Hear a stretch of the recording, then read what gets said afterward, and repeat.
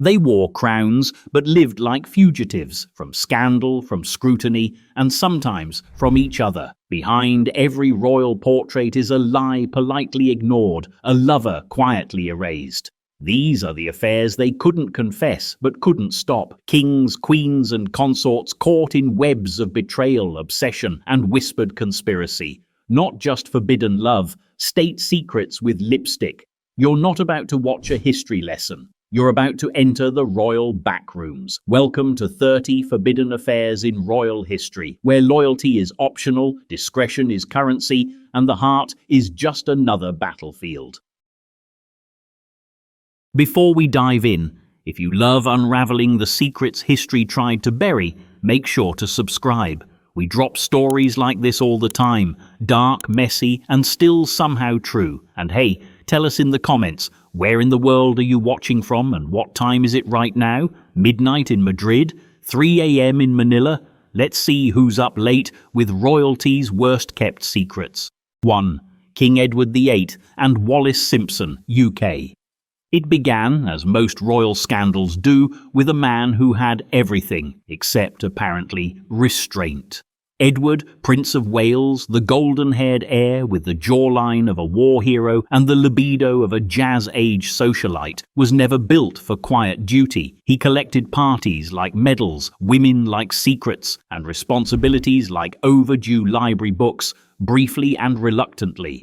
Wallis Simpson, meanwhile, was on her second marriage and her third reinvention. American, divorced, clever, sharp-tongued, not beautiful in the classic sense, but devastatingly charismatic in the sort of way that made palace courtiers squint suspiciously. She'd mastered the art of social climbing so well that by the time Edward fell in love with her, it wasn't clear whether she was ascending or he was falling. They met in the early 1930s at one of those languid house parties where royals and aristocrats pretended not to notice their own decline. By 1934, Edward was infatuated. By 1936, he was king. And within months of that, Britain was staring down a constitutional crisis because their sovereign refused to give up a woman he legally could not marry. It's worth pausing here, because the story is often retold as a grand romance, Edward giving up the crown for love, a man so besotted that he traded palaces for banishment. But that's the fairy tale. The more cynical reading, the one that whispers in the corners of old drawing rooms, is that Edward was never quite fit for the throne, and Wallis was his perfect excuse to dodge it. Behind the velvet curtains, the British establishment panicked. Wallis, they argued, was not just a divorcee. She was American. She was Catholic adjacent. She was not one of us. Her mere existence at Edward's side threatened the fabric of the monarchy, or at least its delicate fiction of moral superiority.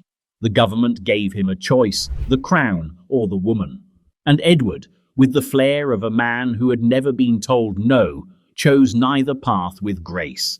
He abdicated in a broadcast that sounded heartbreakingly noble, but landed to some like a spoiled prince slamming the door behind him. His younger brother, George VI, took the throne with a stammer and a nation's anxiety. Edward became the Duke of Windsor. Wallis became his Duchess. And Britain, though technically saved from scandal, was left with a lingering sense of betrayal.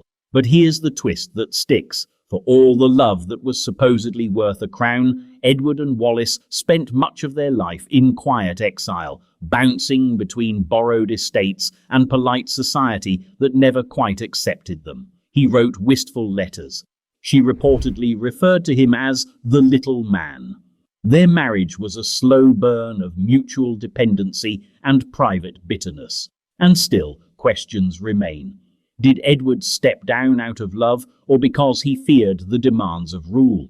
Was Wallis the scheming seductress the tabloids imagined, or merely a scapegoat in a drama already written? And why, decades later, do we still find ourselves romanticizing a story that was, in all likelihood, an elaborate act of avoidance? Whatever the truth, one thing is certain. The shadow of Wallis Simpson never quite left the Windsor house. It lingered through wartime suspicions of Nazi sympathies, through secret files, through icy Christmas cards sent from exile. Even today, when the monarchy faces modern scandals, you can almost hear Edward's ghost in the background, muttering something sardonic over a glass of brandy. And if you thought that was the most dangerous love triangle in royal history, just wait until you meet the physician who seduced a queen and lost his head for it. 2. Catherine the Great and Grigory Potemkin, Russia. History remembers Catherine the Great as a monarch of formidable intellect, political cunning, and relentless ambition. What it tends to whisper, quietly and sometimes incorrectly, is that she was also a woman of dangerous appetites. The truth is more complex, more human, and infinitely more fascinating. Catherine didn't just rule Russia, she reinvented it, one decree, one war, and one lover at a time. And none of those lovers mattered quite like Grigory Potemkin. He wasn't her first lover, and certainly not her last, but he was the one who matched her in everything that mattered: mind, nerve, and appetite for power. Potemkin was no courtly ornament. He was rough, brilliant, and volatile, a man who looked as though he'd been built in a forge rather than born in a palace. When Catherine met him, she had already secured the throne through a coup against her husband Peter III. Potemkin had helped her get there, and from that shared act of rebellion, something extraordinary and profoundly dangerous was born. Their affair began in 1774, under circumstances no less theatrical than an opera staged for the gods. Catherine, the empress of all the Russias, sent for her soldier statesman. He arrived, wearing his uniform like a challenge. Their chemistry was immediate, and their relationship quickly became the worst-kept secret in St. Petersburg. But what made their connection scandalous wasn't just that they were lovers, it was that they were equals. Potemkin didn't just share her bed, he shared her empire. He became her political partner, her strategist, and in some ways her conscience. Together they expanded Russia's borders, reformed its administration, and turned the empire into a European powerhouse. And yet, the court gossiped not about their victories, but about their intimacy. Letters between them, full of warmth, wit, and an unmistakable undercurrent of obsession, suggest a bond that refused to die even after their physical affair cooled. The scandal, however, was not in their love itself, but in how they managed it. When Catherine and Potemkin realized their relationship could not survive the pressures of politics and court intrigue, they quietly altered it rather than ending it. He began selecting her future lovers, grooming them politically as much as personally. Some historians claim they may have even married in secret, though no one has ever found proof. What we do have is a trail of correspondence, hundreds of letters written in coded affection and political calculation that reads less like a love story and more like a shared empire between two souls who understood that ruling a nation was easier than ruling one another.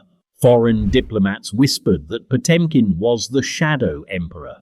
Courtiers accused him of manipulating the empress.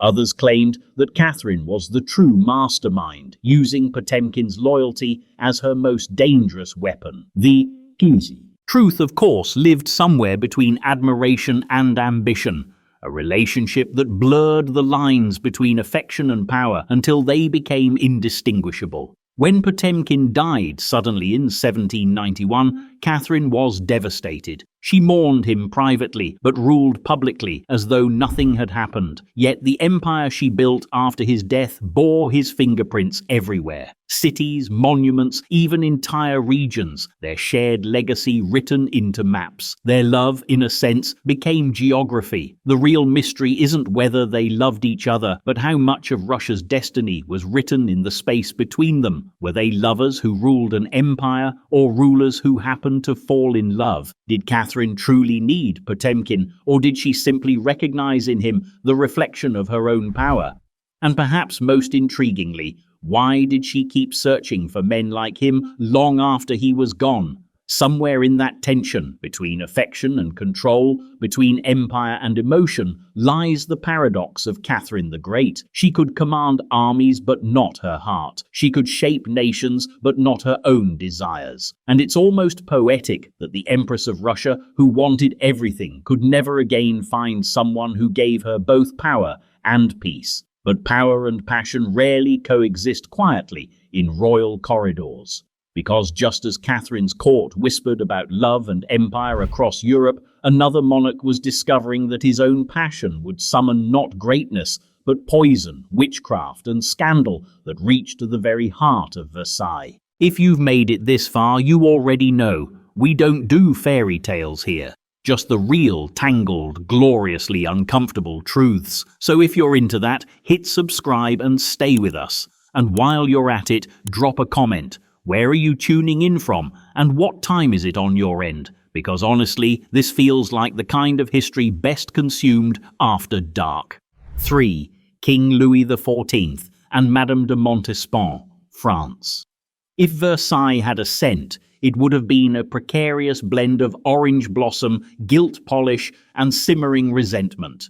Louis XIV, the Sun King, liked things that made a spectacle of themselves. Grand palaces, longer hairstyles, and lovers who could perform scandal with the same measured hand he reserved for war. Enter Madame de Montespan, brilliant, audacious, and dangerous in the most fashionable way. She could scandalize without seeming to try. Athénaïs de Montespan arrived at court like a comet in a particularly ornate sky. She was witty enough to survive the salon, beautiful enough to turn a cardinal's head, and clever enough to keep the king's attention longer than any prior favorite. Louis had become king by mastery and theatre. He remained king by ritual. To be his mistress was not merely to be adored in secret, it was to become a fixture in the monarchy's public performance, a role with power disguised as privilege. Their affair rippled outward. Montespan was more than a companion of the bedchamber. She was a political force wrapped in silk. Her influence reached appointments, pensions, and the rearrangement of the fragile map of court alliances. The king lavished her with chateau titles, and children acknowledged in the way the royal household acknowledged anything, with official ennoblement and discreet public smiles. For a time, it seemed that Montespan was not merely the king's lover, but a co-author of the Sun King's public self. But courts are ecosystems of envy, and Versailles, in its splendor, was a particularly poisonous garden. Where power concentrates, rumor germinates. Montespan's rivals were many and merciless, women and men who understood that if she could bend the king, she could bend the course of patronage, favor, even foreign policy. When the wind shifted, accusations followed the direction of advantage. The real scandal that would define Montespan's reputation had less to do with love and more to do with fear. The affair of the poisons. In the late 1670s and early 1680s, Paris pulsed with whispers of witchcraft, clandestine poisons, and application of arcane rituals in private parlors. A black market of occult services and murderous remedies had been exposed, implicating a cross-section of aristocrats, profiteers, and desperate lovers. It was the 17th century equivalent of a social network gone criminal. Montespan, being Montespan, found herself at the center of this storm. Witnesses and informants, some coerced, some eager to climb by offering names, testified that love potions and charms had been sought in the king's circle. The most damning whisper suggested that Montespan herself had employed occult means to secure the king's affection, and even darker practices to secure her rival's departures. Whether these specifics were true is hard to say. Royal courts have always produced convenient stories that confirm what the powerful most fear to be true. What is certain is that the affair of the poisons became a courtroom and a theatre where personal vendettas weaponized the era's superstitions. The crown had to act, not merely to punish crimes, but to restore the image of an orderly, divinely blessed monarchy. Trials ensued, people vanished into dungeons, and the public watched a drama that mixed legitimate criminality with the irresistible circus of scandal. Montespan's fall was not instantaneous. The Sun King, who loved pomp and the pleasures of the moment, did not discard his favourite like a piece of broken porcelain. But influence is a delicate currency. Once tarnished by association with heresy and malice, it loses value. She retreated eventually, replaced by other favourites, new stars in the same refined sky. Rumour hardened into history, and the tale of Montespan's alleged occult dealings lingered longer than her charms. What fascinates historians and gossip lovers alike is the dissonance between spectacle and truth. Did Montespan dabble in poisons and charms, or was she an easier target for a society eager to blame a woman who had dared to rise? Was Louise a victim of manipulation, a scheming sovereign, or simply a human who liked being adored? The answers are as layered as a court mask, part performance, part politics, part personal failing. Courts ruled by appearances, and when appearances cracked, the cracks became causeways for catastrophe. Montespan's story shows how intimacy at the highest levels can be profit, policy, and peril all at once.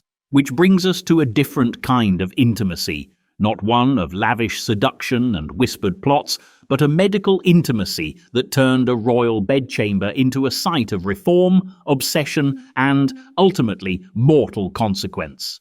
The doctor who stepped too far into the Queen's life would not merely be dismissed, he would face the full machinery of a state that feared love dressed as power. 4. Queen Caroline Matilda and Johann Struensee, Denmark. If Denmark's 18th century court had a defining characteristic, it wasn't elegance or opulence, it was confusion. And into that confusion walked a lonely queen, a reckless doctor, and a king whose crown was shinier than his judgment. The resulting triangle didn't just scandalize Europe, it imploded a monarchy. Caroline Matilda of Great Britain was married off to her cousin, King Christian VII of Denmark, at the age of 15. The match was typical of the era, politically convenient, emotionally vacant, and deeply inconvenient for anyone involved. Christian, while technically king, was visibly unwell. His erratic behavior, wild mood swings, and self-destructive tendencies weren't just palace gossip, they were state secrets, poorly kept. The court treated him as a figurehead, a necessary presence with limited functionality and sometimes even less dignity. Caroline Matilda, intelligent and unprepared, found herself trapped in a cold court, tethered to a husband she could neither love nor trust. Into this fragile arrangement entered Johann Friedrich Struensee, a German physician hired to manage the king's increasingly public breakdowns. Struensee was Enlightenment-minded, rational, modern, and convinced that reason could cure anything, including a decaying monarchy. He spoke softly, carried large ideas, and wrote with the fervour of a man who had waited his whole life for the chance to fix a broken country. He also, unfortunately, fell in love with the Queen. By 1770, Struensee had not only become Christian's closest confidant and de facto regent, he had also become Caroline Matilda's closest companion.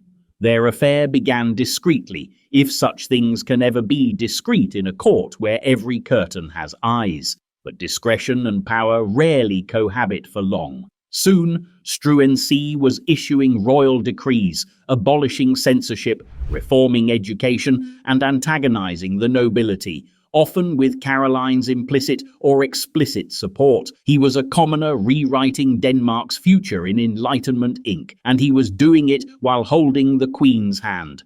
The nobility, already aggrieved by his reforms, now had moral ammunition. An illegitimate power grab was scandalous enough. A physical affair with the Queen was treasonous. Whispers became petitions, petitions became plots. And in January 1772, the House of Cards collapsed. Struensee was arrested in a dramatic midnight raid, tried by his enemies, and executed with clinical enthusiasm. Caroline Matilda was exiled to Germany, stripped of her titles, and separated permanently from her children. She died just 3 years later, alone, ill, and 23. The tragedy of their affair lies not just in its end, but in its potential. For a brief, flickering moment, Caroline Matilda and Struensee were reshaping Denmark into something progressive, even noble. But court politics is allergic to disruption, and their vision of rational reform was no match for centuries of aristocratic inertia. Their downfall wasn't simply romantic, it was systemic. What remains is the question of intent. Did Struensee love the Queen or the idea of power? Was Caroline a co-conspirator or just a woman reaching for agency in a life pre-scripted by dynastic deals? And was Christian truly mad or simply clever enough to let everyone else destroy each other while he played the harmless fool? In royal history, some affairs ignite wars. Others whisper through locked diaries and unsigned letters. But this one managed to rewire the kingdom, if only for a moment. A queen sought comfort and found revolution.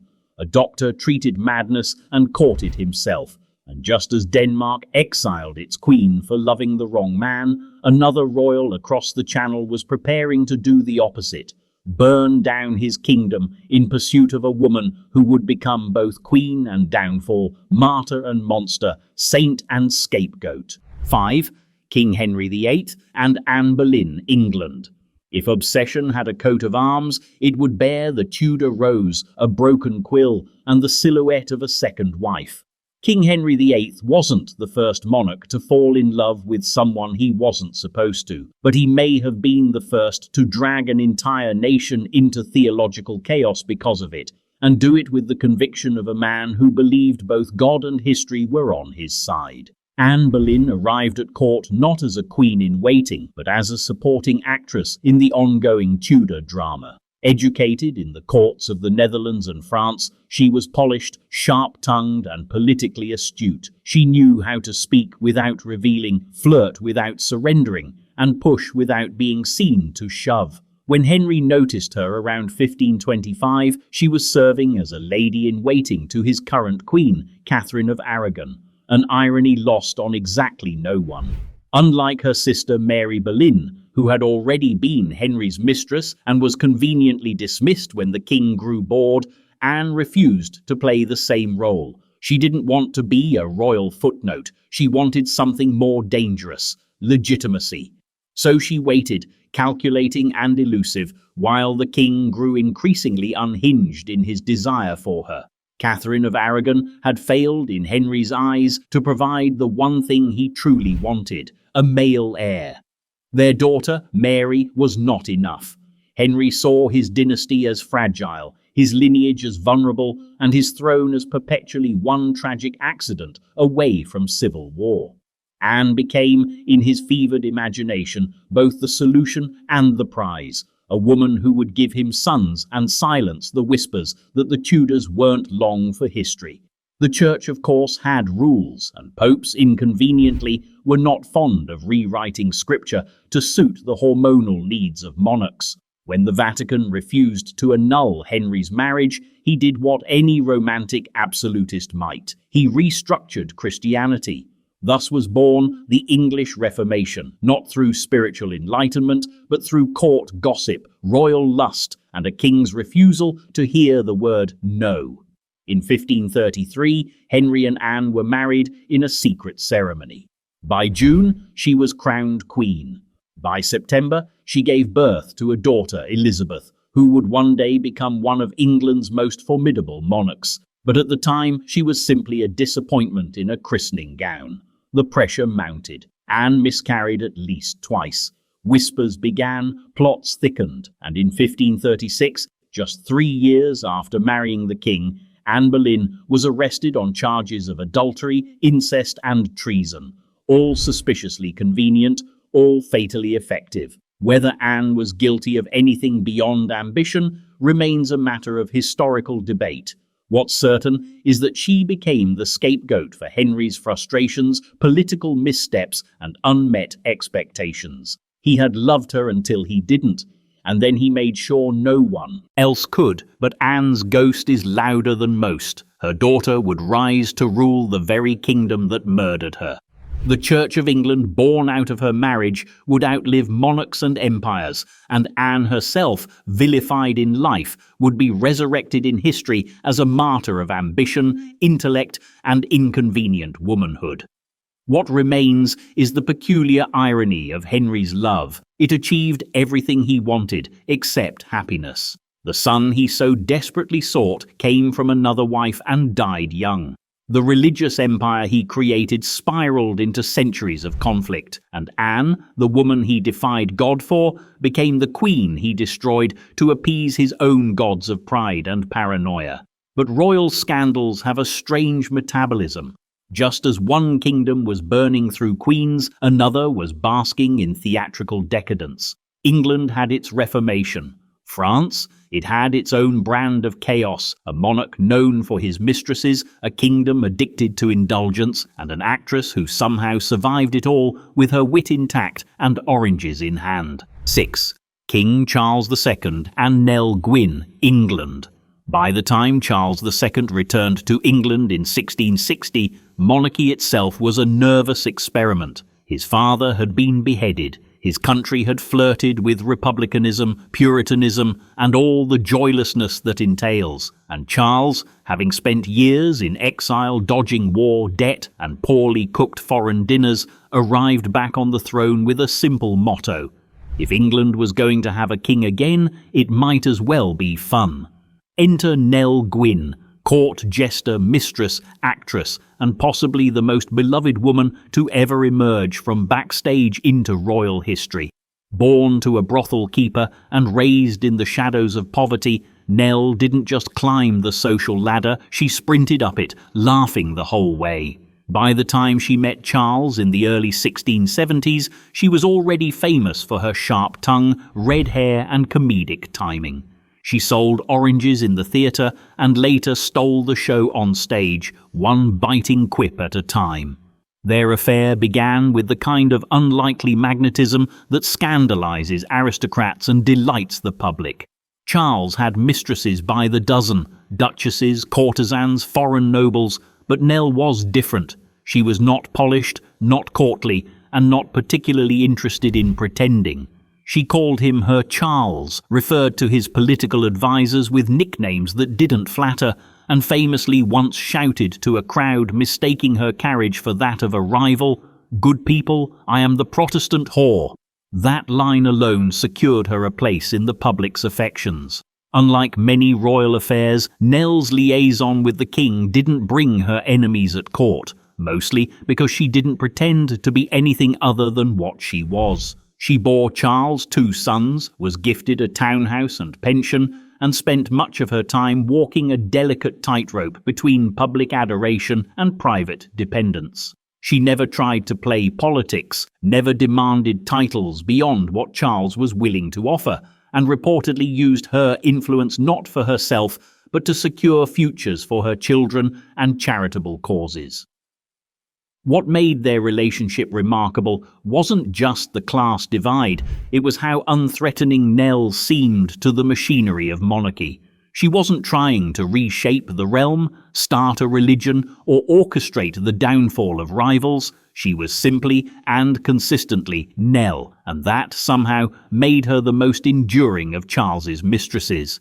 But even that simplicity came with irony. For all her charm and irreverence, Nell's life after Charles's death in 1685 was one of gradual decline. She was left with a pension, but no protector.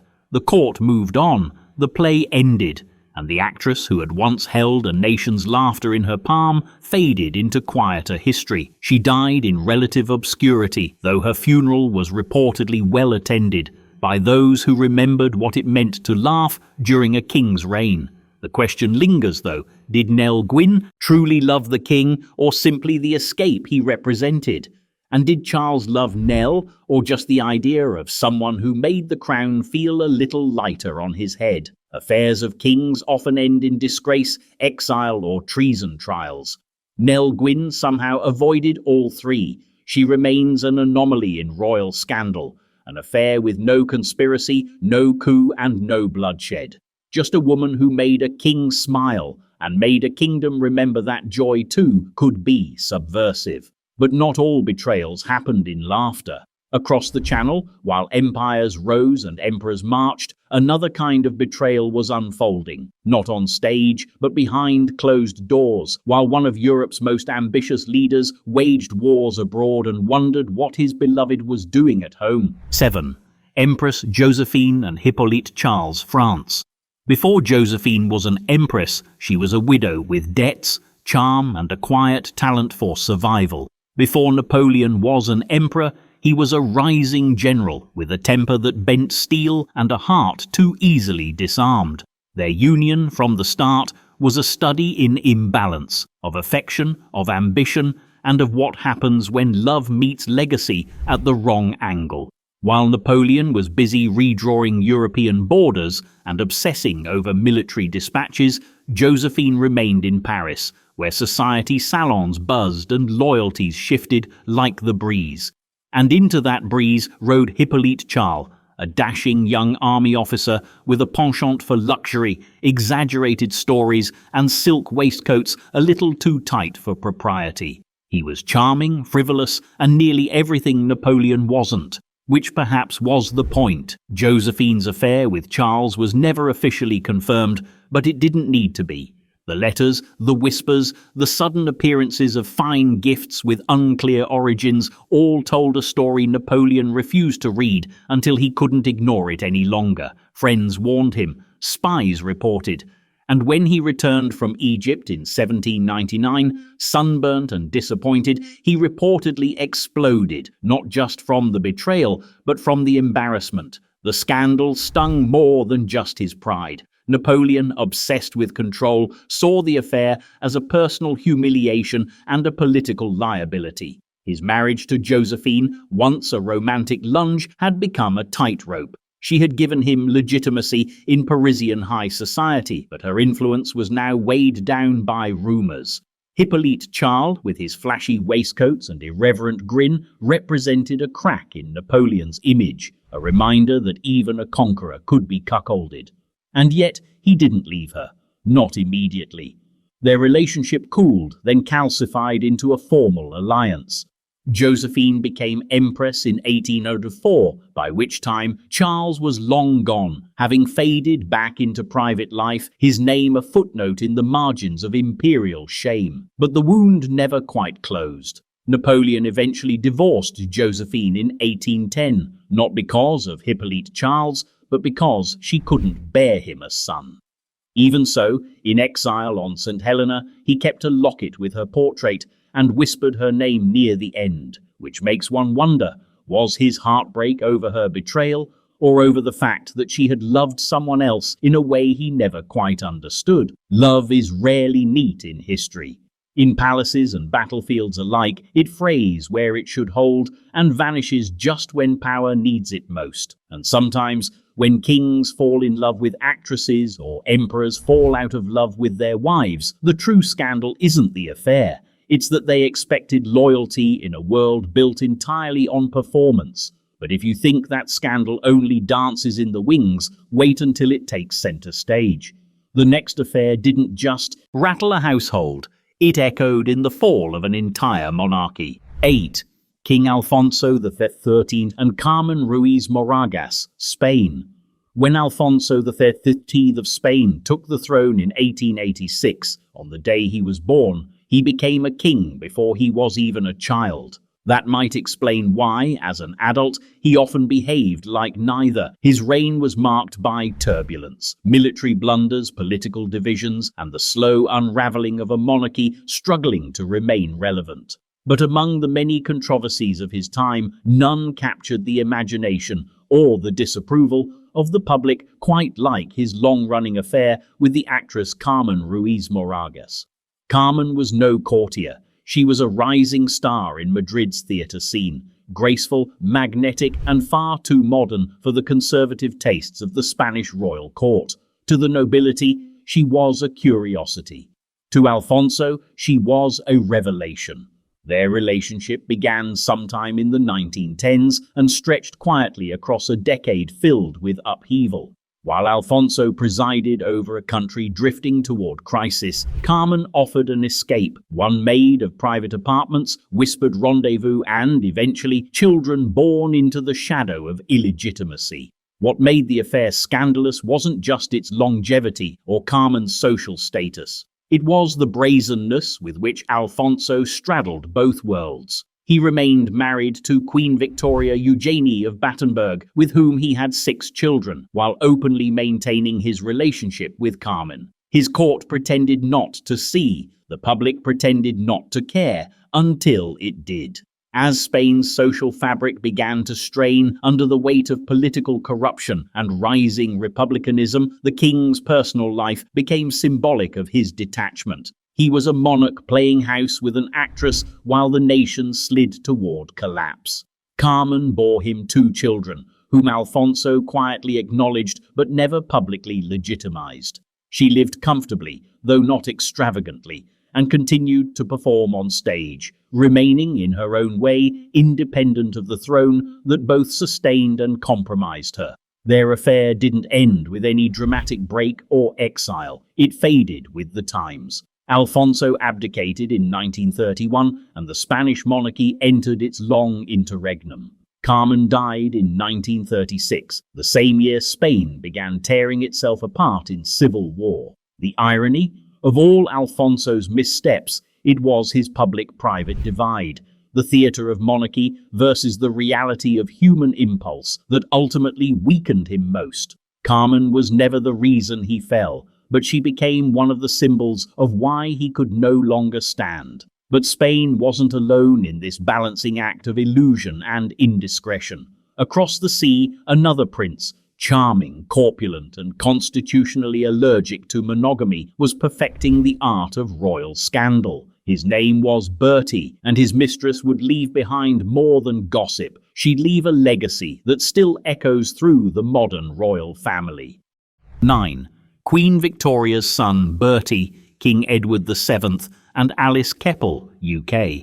Before he was King Edward VII, he was Bertie, the perpetual heir and professional disappointment of Queen Victoria. Where she was austere, he was indulgent. While she mourned in widow's weeds, he lived in silk pyjamas. If Victoria was the emblem of British restraint, Bertie was the human rebuttal, drenched in champagne, always slightly overfed, and rarely where duty expected him to be. And at the heart of his long, unrepentant list of affairs stood one woman who outlasted them all, Alice Keppel.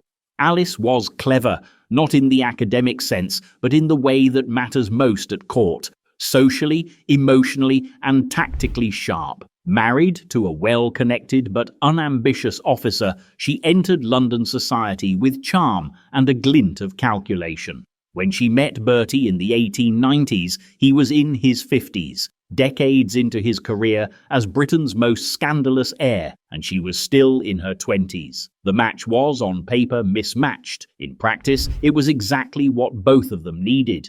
Bertie, by then, was bloated by years of excess, political, romantic, and culinary. He wasn't looking for just a mistress. He needed a handler, someone who could manage him, soothe him, distract him, and perhaps most importantly, never embarrass him.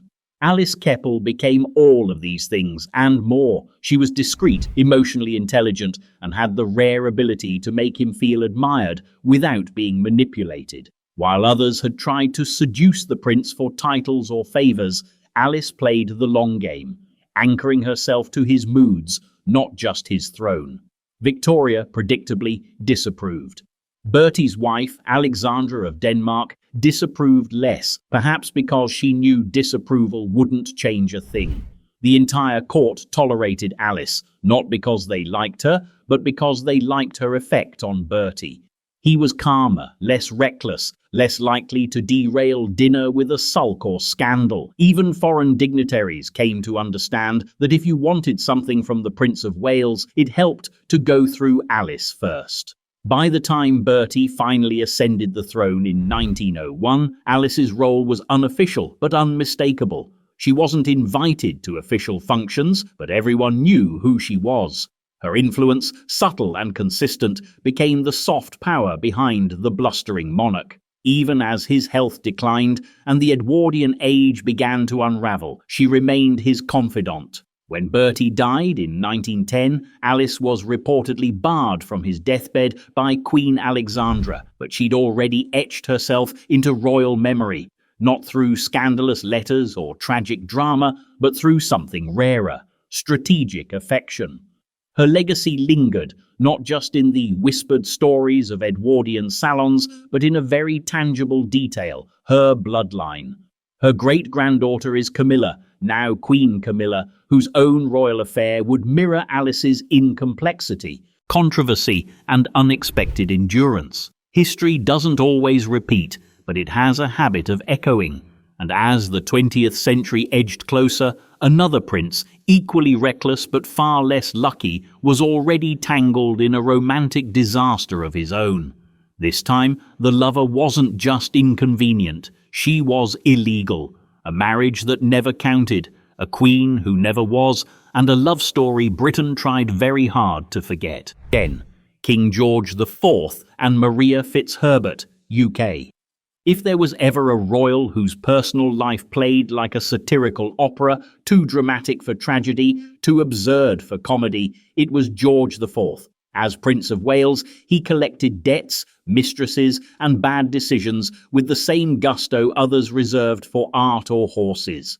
By the time he ascended the throne, he'd already exhausted most of his charm and nearly all of his reputation. But among the wreckage of his romantic entanglements, one story stands out, not for its scandal, but for its sincerity: his forbidden marriage to Maria Fitzherbert. Maria was everything George wasn't: Catholic, discreet, twice widowed, and far too sensible for the chaos she was about to enter. She had no title, no ambition for court life, and no illusions about the man who began courting her in 1784. George was, at the time, 31, immature for his age and increasingly erratic. He fell in love with Maria, or convinced himself that he had, with such performative flair that even his friends were embarrassed. When she declined his advances, he faked a suicide attempt. It was theatrical, juvenile, and unfortunately effective. Maria agreed to marry him in 1785 in a secret ceremony performed by a clergyman under the cover of political illegitimacy. The problem: as heir to the throne, George was legally forbidden from marrying a Catholic without the monarch's consent, under the Royal Marriages Act of 1772. And even if his father, George III, had been inclined to approve the match, which he wasn't, the union would still have violated English law and jeopardized the prince's right to the crown. So the marriage, though real in their eyes, was legally void. Maria was never officially his wife, never given a title, and never acknowledged by the court. Still, for a time, they lived as husband and wife in private, entertaining guests, exchanging love letters, and building a life in the shadow of constitutional hypocrisy. George referred to her as his true wife, and Maria, in her gentle resolve, tolerated his moods, infidelities, and spiraling debts with the patience of someone who understood that love, in their case, could never be more than borrowed time. But borrowed time always runs out. By 1795, pressured by Parliament and his ever-deteriorating finances, George agreed to a politically convenient marriage to Princess Caroline of Brunswick. It was a disaster from the first meeting. She found him repulsive. He found her ungovernable. The two separated almost immediately after producing a single heir, Princess Charlotte. Throughout this miserable union, George continued to pine, dramatically, self-indulgently, for Maria Fitzherbert. Their correspondence resumed, cooled, then rekindled in a complicated rhythm of royal regret and emotional inertia. Maria never publicly demanded anything. She refused to leverage the relationship for status, avoided scandal, and guarded their shared letters as sacred. After George became king in 1820, she stayed in the periphery, respected by some, pitied by others, ignored by most. When he died in 1830, she was not mentioned in the official mourning, but she possessed, locked away in a strongbox, a collection of letters and tokens that told a story more intimate than any public chronicle could. The truth of their relationship was buried, almost literally. George asked for a locket containing Maria's miniature to be placed on his body before burial. A symbolic gesture, private and unresolved, the kind history likes to forget, but never quite can. Their love story wasn't one of betrayal or seduction. It was one of constitutional impossibility, religious division, and the quiet devastation of loving someone you cannot name in public. Maria Fitzherbert never wore a crown, but she carried the weight of one, silently and without recognition. And while some royal romances were erased by legality, others were hidden by geography, just out of sight, behind the palace walls, where kings installed their lovers in gilded cages and called it discretion. 11. King Leopold IV and Arcady Claret, Belgium. That quiet, cautious little kingdom wedged between powerhouses rarely makes headlines in royal scandal. But in the 1850s, its very first king, Leopold I, quietly wrote his own chapter of intrigue, not with declarations or wars, but with a series of deeply personal letters, a hidden household, and a woman named Arcady Claret. Leopold wasn't just any king. He was European royalty's connector-in-chief, the uncle of Queen Victoria, father-in-law to Mexico's short-lived Emperor Maximilian, and a man who had turned down several crowns before settling on Belgium's, newly formed and in need of a monarch with just enough charm and just enough control. Publicly, he was steady, rational, and almost too measured, but privately, the man had a taste for precision, secrecy, and selective morality. Arcady Claret was just 16 when she first caught the king's eye. She came from a respectable but modest family in Aachen, young, impressionable, and suddenly drawn into a world that glittered with possibility and peril in equal measure. The relationship began while Leopold was still mourning the death of his beloved second wife, Louise of Orléans. But the mourning period, it turned out, had more loopholes than formal boundaries. To avoid scandal, and more importantly, constitutional crisis, Leopold orchestrated a neat arrangement.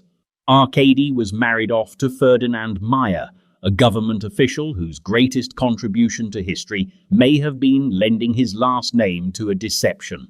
The marriage was a legal fiction, a social smokescreen, and everyone who needed to know the truth already did.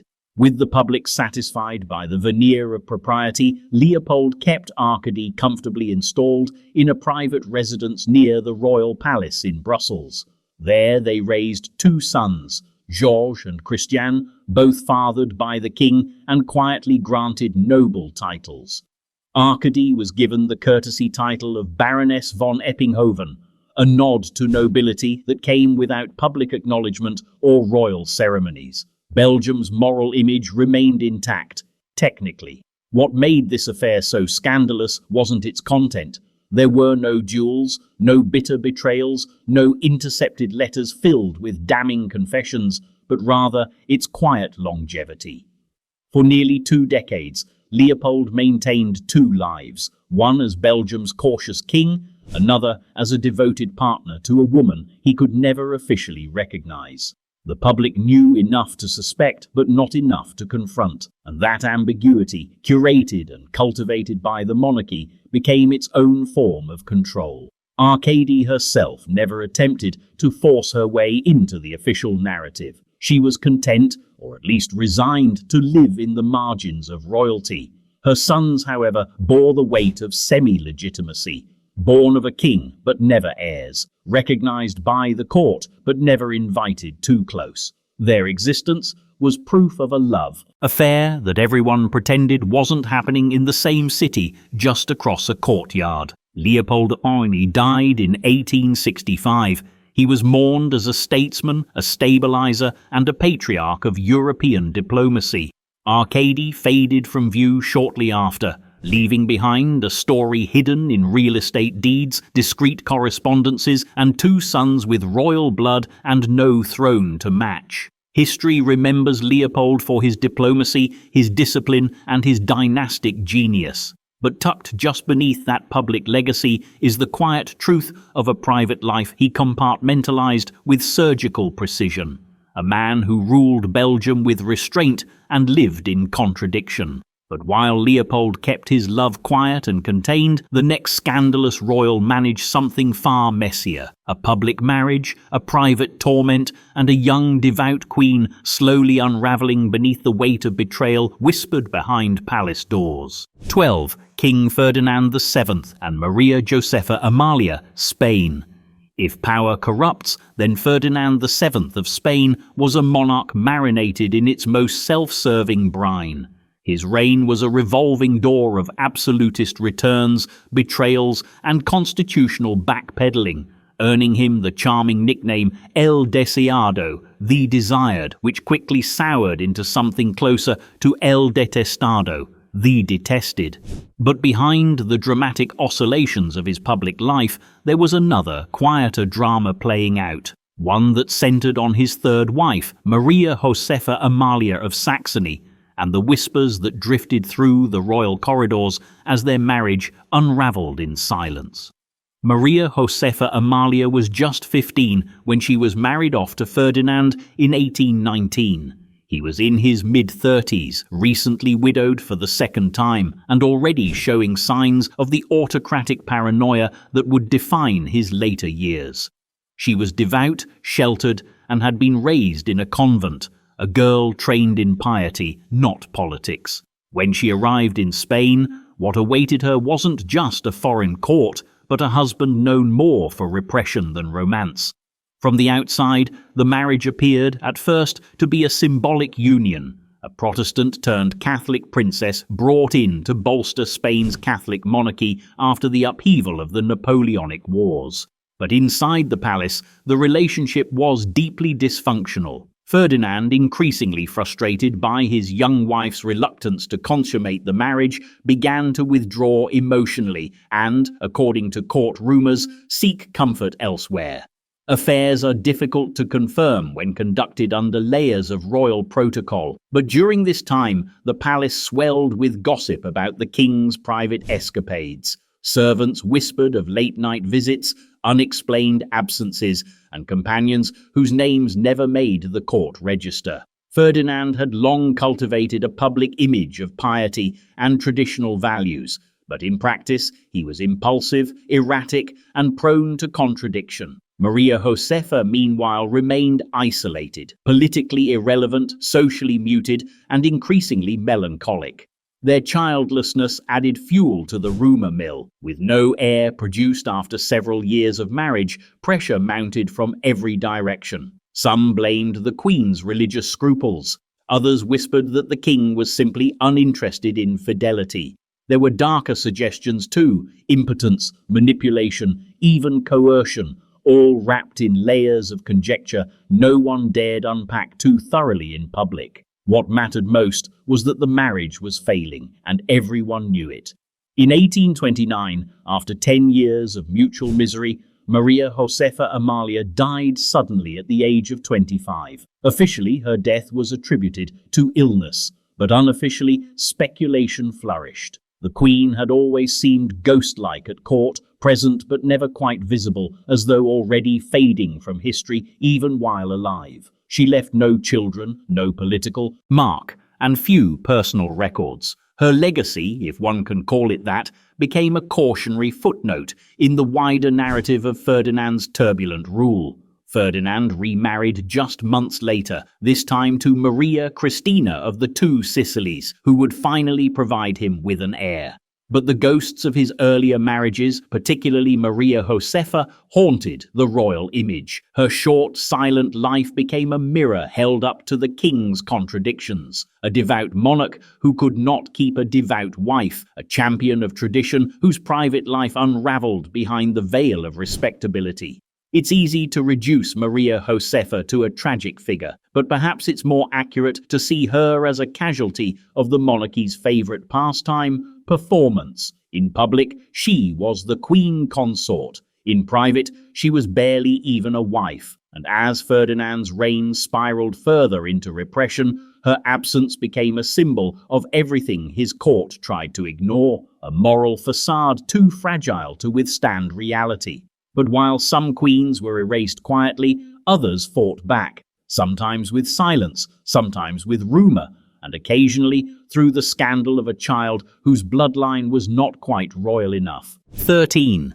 King Gustav III and Count Axel von Fersen, Sweden. Sweden, in the late 18th century, was a kingdom dressed in Enlightenment robes, but stitched together with dynastic insecurities and aristocratic suspicion. At the center of this carefully curated illusion stood King Gustav III, a monarch more interested in theatre than warfare, and a court that often felt more like a masquerade than a government. Gustav loved art, fashion, and elaborate royal pageantry, but beneath the powdered wigs and candlelit operas, something altogether more unsettling was playing out. A scandal not of open betrayal, but of quiet suggestion. And into this suggestion stepped Count Axel von Fersen, a young, ambitious nobleman with impeccable manners, military flair, and an inconvenient tendency to charm royalty on both sides of the Baltic. Von Fersen would become most famously known for his relationship with Marie Antoinette, another court, another set of rumours. But before Versailles, there was Stockholm, and before Marie, there was Queen Sophia Magdalena, Gustav's Danish-born consort, whose marriage to the king was rumoured to be more symbolic than intimate.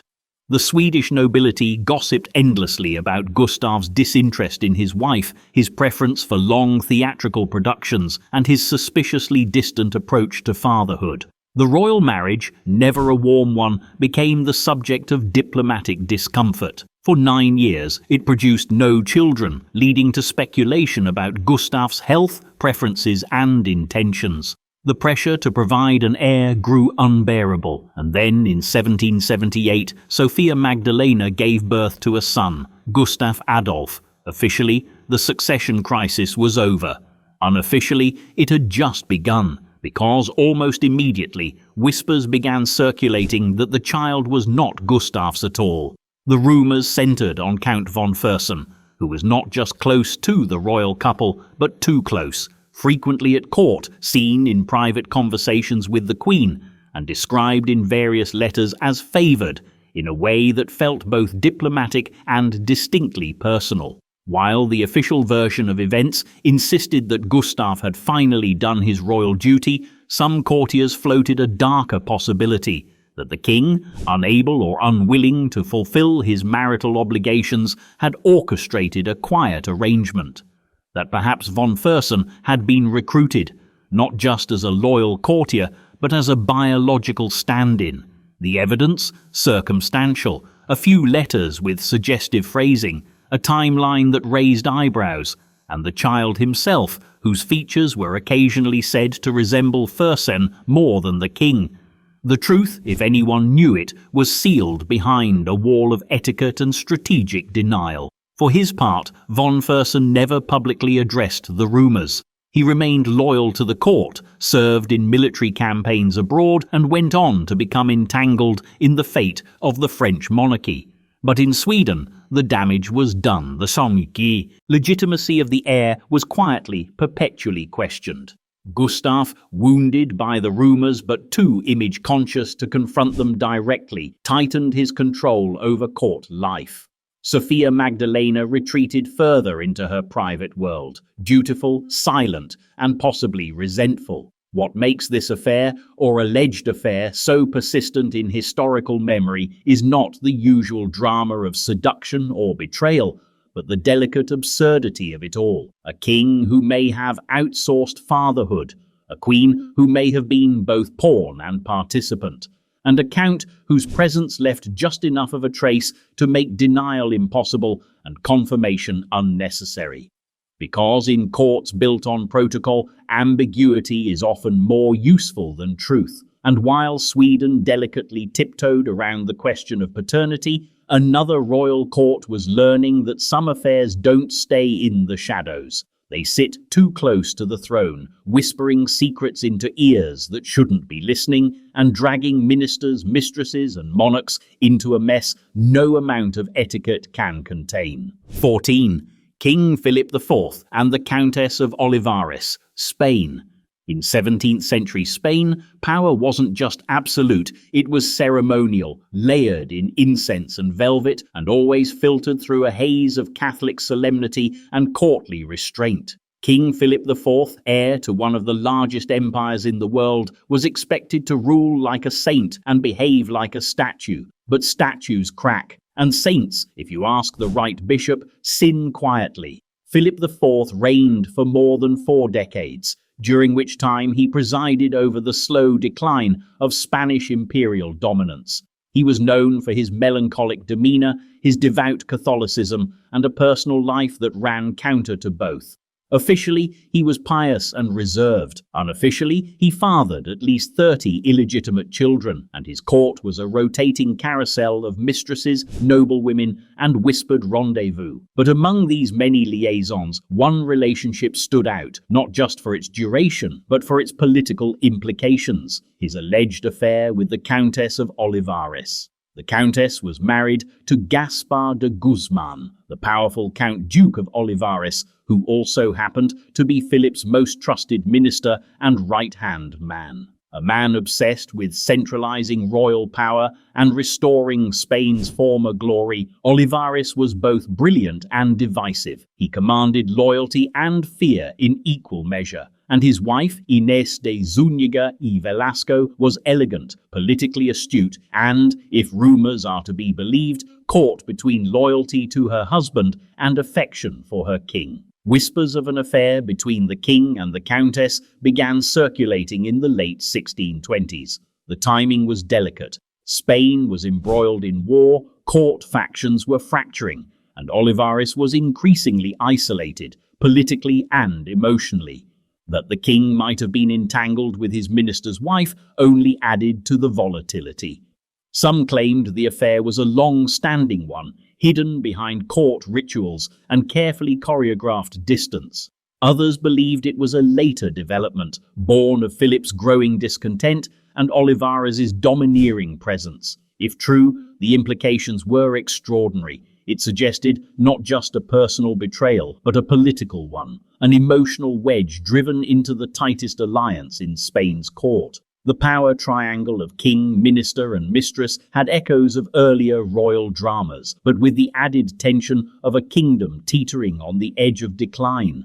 It blurred lines between state and sentiment, strategy and seduction. And yet, like many royal rumors, the story never fully emerged into daylight. There were no public letters, no dramatic accusations, no official scandal. What persisted instead were loaded silences, strained glances at court gatherings, and a subtle shift in the balance of power. By the 1640s, Olivares had fallen from grace, dismissed after a cascade of military failures and mounting political enemies. Some said Philip had tired of his influence. Others hinted that it was personal, too personal. After Olivares' fall, the Countess vanished quietly from the spotlight. Philip, ever the solemn figurehead, retreated further into religious devotion and royal fatigue. He died in 1665, leaving behind a son, Charles II, whose troubled reign would mark the final unraveling of the Spanish Habsburgs. As for the Countess of Olivares, history offers her no dramatic farewell, just a lingering question. Was she a pawn in a high-stakes political game, or a player who understood the board better than most? One thing certain, in courts of divine right and absolute power, even a rumor can become a weapon. And while Spain's corridors whispered of betrayal cloaked in etiquette, across the world, in a palace far more restrained, another emperor was committing his own quiet transgression, one that would challenge centuries of imperial purity and change the destiny of a dynasty. 15. Emperor Meiji and Yanagiwara Naruko, Japan. In Imperial Japan, scandal did not erupt, it seeped, slowly, silently, disguised as duty, and nowhere was this more evident than in the intimate corners of Emperor Meiji's palace, where silence was both policy and punishment, and emotions were filed away like scrolls, neatly, quietly, and out of reach. But beneath all that polished discipline, there was Yanagiwara Naruko. The Meiji Restoration had transformed Japan from a feudal archipelago into a modern state in the span of a single generation. Western clothes replaced kimonos at court, steamships outran samurai, and the emperor, once a secluded religious figure, stepped forward as the face of a rapidly changing nation. Meiji himself was a living contradiction, trained in Confucian stoicism, but forced into the limelight of modern diplomacy. And like most monarchs thrust into symbolism, his private life became both irrelevant and dangerously important. Yanagiwara Naruko entered this world not as a lover, but as a lady-in-waiting.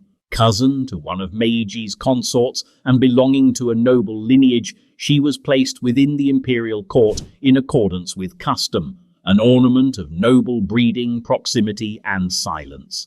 What happened next wasn't publicly acknowledged, even as its consequences shaped an entire dynasty. In 1879, Yanagiwara gave birth to a son, Prince Yoshihito, later Emperor Taisho, but the boy's conception was never officially framed as romantic or even personal. The court referred to Naruko merely as the emperor's concubine, a formal designation stripped of emotion, affection, or agency. And yet, by imperial standards, the relationship was already borderline scandalous. Emperors were expected to maintain an image of untouchable divinity. Their consorts and concubines were not to inspire affection, but to serve a dynastic purpose. Naruko, however, was different. Her child wasn't one of many. He was the heir. Born of a woman outside the primary consort structure, his legitimacy had to be managed with bureaucratic finesse and public silence. Prince Yoshihito was taken from Naruko shortly after birth, raised in near isolation due to health concerns, and educated under the strict eyes of imperial tutors. As for Naruko, she disappeared back into the palace ranks, never elevated, never formally recognized, and yet always there, her existence a permanent reminder of the emperor's one unorthodox indulgence. The affair, if one can even call it that, lacked the drama of other royal scandals. There were no exposed letters, no palace coups, no poisoned cups, just the quiet certainty that behind Japan's most mythologized modern monarch stood a woman history refused to fully acknowledge, even as her son took the chrysanthemum throne. And perhaps that's the most unsettling part. Not the secrecy, but the erasure. Yanagiwara Naruko bore an emperor, yet was buried in obscurity. Meiji transformed a nation, yet could not or would not protect the woman who helped secure his dynasty's future. But the imperial court was not built for romance. It was built for order. And even in love, Meiji followed the script. Still, the next king wouldn't be quite so careful. In France, a monarch would soon scandalize Europe by placing his mistress above his queen, his court, and, some said, his own crown. A woman 20 years his senior, wielding more power than half the ministers combined. 16. King Henry II and Diane de Poitiers, France. When King Henry II of France ascended the throne in 1547, he brought with him not just the usual train of advisors, nobles, and royal obligations, but also a mistress who had, by then, become inseparable from his very identity. Her name was Diane de Poitiers, and she wasn't just part of the court, she was part of the crown. She was 20 years his senior, widowed, and already a formidable presence in French nobility when she first caught the young prince's attention.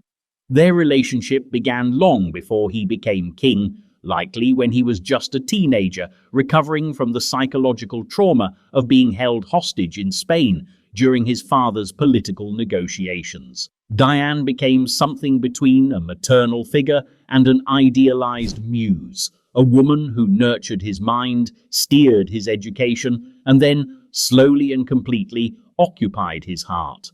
By the time Henry became king, Diane wasn't merely his mistress. She was a political force with her own court, her own lands, and her own faction. She signed royal documents. She was entrusted with state secrets. She wore the king's initials intertwined with her own, literally. The emblem H and D were engraved on royal architecture, jewelry, and court tapestries, blending passion with power so visibly it bordered on a second monarchy. And standing just out of frame was Catherine de' Medici, Henry's wife, the official queen, and a woman whose influence was measured mostly in her patience. Catherine endured decades of political irrelevance while her husband lavished wealth and attention on Diane. Even the royal children seemed more familiar with Diane than their own mother. Foreign ambassadors noted the imbalance, whispering behind fans and letters about the mistress who ruled more effectively than the queen.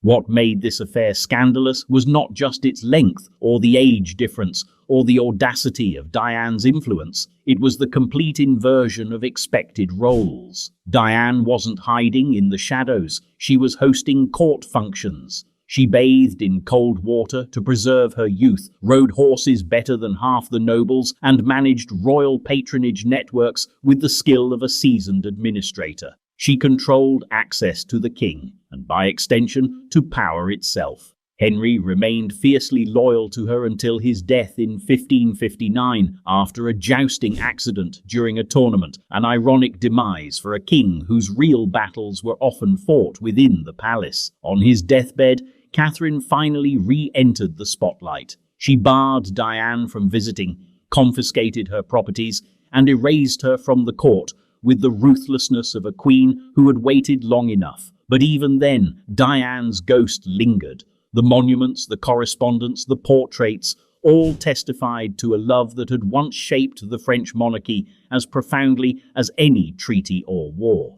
It leaves us wondering who really ruled France during Henry's reign, the queen with the crown, or the woman who never needed one. And as France cleaned up one royal entanglement, another court across the Pyrenees was about to face a different kind of scandal, one where the queen wasn't the victim, but the center of the storm. 17. King Charles IV and Maria Louisa of Parma, Spain. In the waning years of 18th century Spain, the royal court looked less like a seat of power and more like a haunted stage, its actors draped in lace titles and diplomatic exhaustion. King Charles IV reigned in name, but everyone knew the real drama was happening 2 steps behind him. That drama had a name, Maria Louisa of Parma, the queen who inspired fascination, fear, and furious gossip, not for being quiet, but for being too involved. Maria Louisa had never been content to play the ornamental role of queen consort. From the moment she married Charles, she carved out space for herself, not in salons or gardens, but in the corridors of power. She was not known for her beauty or gentleness. Instead, she was sharp, commanding, and unwilling to smile for public approval. And at her side, or possibly in her shadow, was Manuel de Godoy, the king's favorite, the court's most controversial figure, and the alleged third corner of a royal triangle that pushed scandal from whispered rumor to near political crisis. Godoy was a young, handsome guard when Charles and Maria Louisa plucked him from obscurity. Within a few short years, he was the most powerful man in Spain, Prime Minister, Prince of the Peace, Commander of Armies, and Architect of Foreign Policy. His rise was meteoric, improbable, and, for many, completely inexplicable unless one factored in the Queen's affection. The rumor that Maria Louisa and Godoy were lovers, that Charles was either oblivious or complicit, that the trio represented a monarchy no longer governed by duty, but by personal indulgence and mutual dependency. There were no explicit confessions, no intercepted letters, just a growing sense that Godoy's influence had exceeded its political explanation. The scandal wasn't merely sexual, it was structural. Spain was slipping into decline, caught between revolutionary France and a fading empire. And yet, its king seemed disengaged, its queen appeared all too engaged, and its government functioned more like a private household than a sovereign administration. Court painters like Francisco Goya captured the mood. His portraits of the royal family are famous not for their flattery, but their eerie honesty. Charles looks vacant. Maria Louisa appears regal but cold, and Godoy, he's rendered with a grandeur that exceeded his station, as if Goya too knew where the real power lay. The Spanish people didn't miss the subtext. Public resentment toward Godoy, and by extension the Queen, boiled over into caricatures, pamphlets, and eventually revolt. In 1808, Charles was forced to abdicate in favor of his son, Ferdinand VII, under pressure from Napoleon and a nation sick of secrets parading as policy. As for Maria Louisa and Godoy, they were exiled, together, not as monarch and minister, but as something more ambiguous. Whatever they had been to each other, it endured beyond power. Was it love, ambition, codependence, or simply a survival pact dressed in courtly language? Whatever the truth, it marked the twilight of Bourbon Spain's credibility. And while one queen was steering policy through private channels, another emperor would soon prefer his counsel from someone far outside the halls of state, an actress whose presence would soften an empire and scandalize its empress. 18. Emperor Franz Joseph and Katharina Schratt, Austria. In the glittering yet crumbling world of the Austro-Hungarian Empire, appearances mattered immensely. The empire was a tapestry of contradiction. Vast but fragile, devout but decadent, draped in ornate uniforms and ruled by a monarch who seemed increasingly ghost-like in his own lifetime. Emperor Franz Joseph, solemn and overburdened, was the personification of imperial duty. Stoic, punctual, and pathologically disciplined, he became the last great figurehead of a dying world order. But behind the starched collars and ceremonial rituals, there was one constant anomaly in his otherwise rigid routine: Katharina Schratt. Schratt was not a noble, nor was she a politician. She was an actress, and in Vienna that meant trouble or fascination, depending on who was doing the whispering. Elegant, well-read, and fiercely independent, Katharina had long commanded attention on stage, but it was her off-stage role, one carefully navigated between scandal and devotion, that left a deeper impression on the empire's memory. Their relationship began in the 1880s, long after the emperor's official marriage to the legendary and elusive Empress Elizabeth, better known as Sisi, had soured into polite estrangement. Sisi had long withdrawn from court life, spending more time abroad than in Vienna, fleeing both her personal demons and the suffocating expectations of monarchy. Into that emotional vacuum stepped Katharina, not as a seductress, but as a presence. Steady, intelligent, attentive, a woman who listened when others saluted. Franz Joseph arranged for Katharina to be comfortably housed near Schönbrunn Palace. He visited her daily, walked with her in the gardens, confided in her as he did with no one else. Letters between them, though largely restrained by the era's decorum, reveal deep affection and a kind of emotional refuge the emperor found nowhere else. Whether their relationship was ever physical remains a subject of speculation and deliberate ambiguity. Katharina herself maintained until her death that theirs was a spiritual friendship. But in a court addicted to symbolism, even spiritual intimacy carried weight. Katharina was given unofficial status, her opinions quietly considered, her presence accepted, if not embraced, by the establishment. Even Sisi, far away and famously detached, reportedly tolerated the arrangement, perhaps recognizing that Katharina offered the emperor something she herself could not or would not. As Franz Joseph aged and the empire groaned under the pressure of nationalism, war and internal decay, Katharina remained. Through the death of his only son, Crown Prince Rudolf, through the assassination of Sisi, through the collapse of certainty that had once defined the Habsburgs, she stayed, not at court, but in his confidence, a silent footnote in the official record and yet deeply woven into his daily life. Their story wasn't a scandal in the traditional sense, There were no love children, no exposés, no palace coups, but in its quiet endurance, in its subtle defiance of imperial norms, it became its own kind of rupture. Because even the most controlled monarch can be undone not by rebellion or war, but by the gentle, unrelenting pull of ordinary companionship. And yet, while Franz Joseph found comfort in discretion, his Bavarian cousin would throw caution to the wind, falling not just in love, but into ruin, with a woman who danced her way into history and chaos in equal measure. 19. King Ludwig I and Lola Montez, Bavaria. If King Ludwig I of Bavaria had a weakness, it wasn't politics or war, it was passion dressed in drama. He ruled a small but proud kingdom in the heart of 19th century Europe, a monarch fond of poetry, art, and his own myth.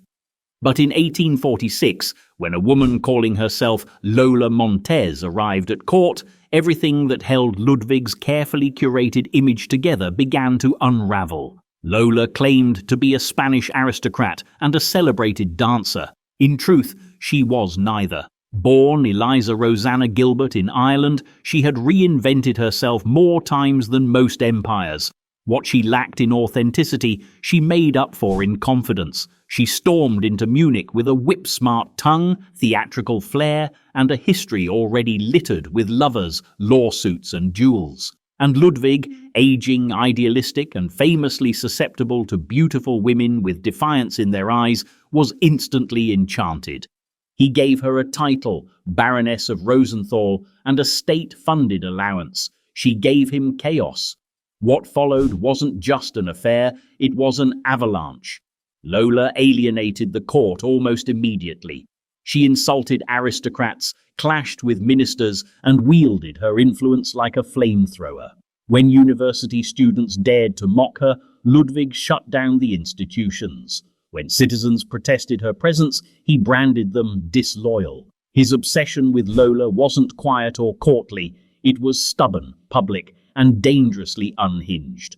Rumors spread that Lola wasn't merely advising the king in private, but shaping policy in her own fiery image.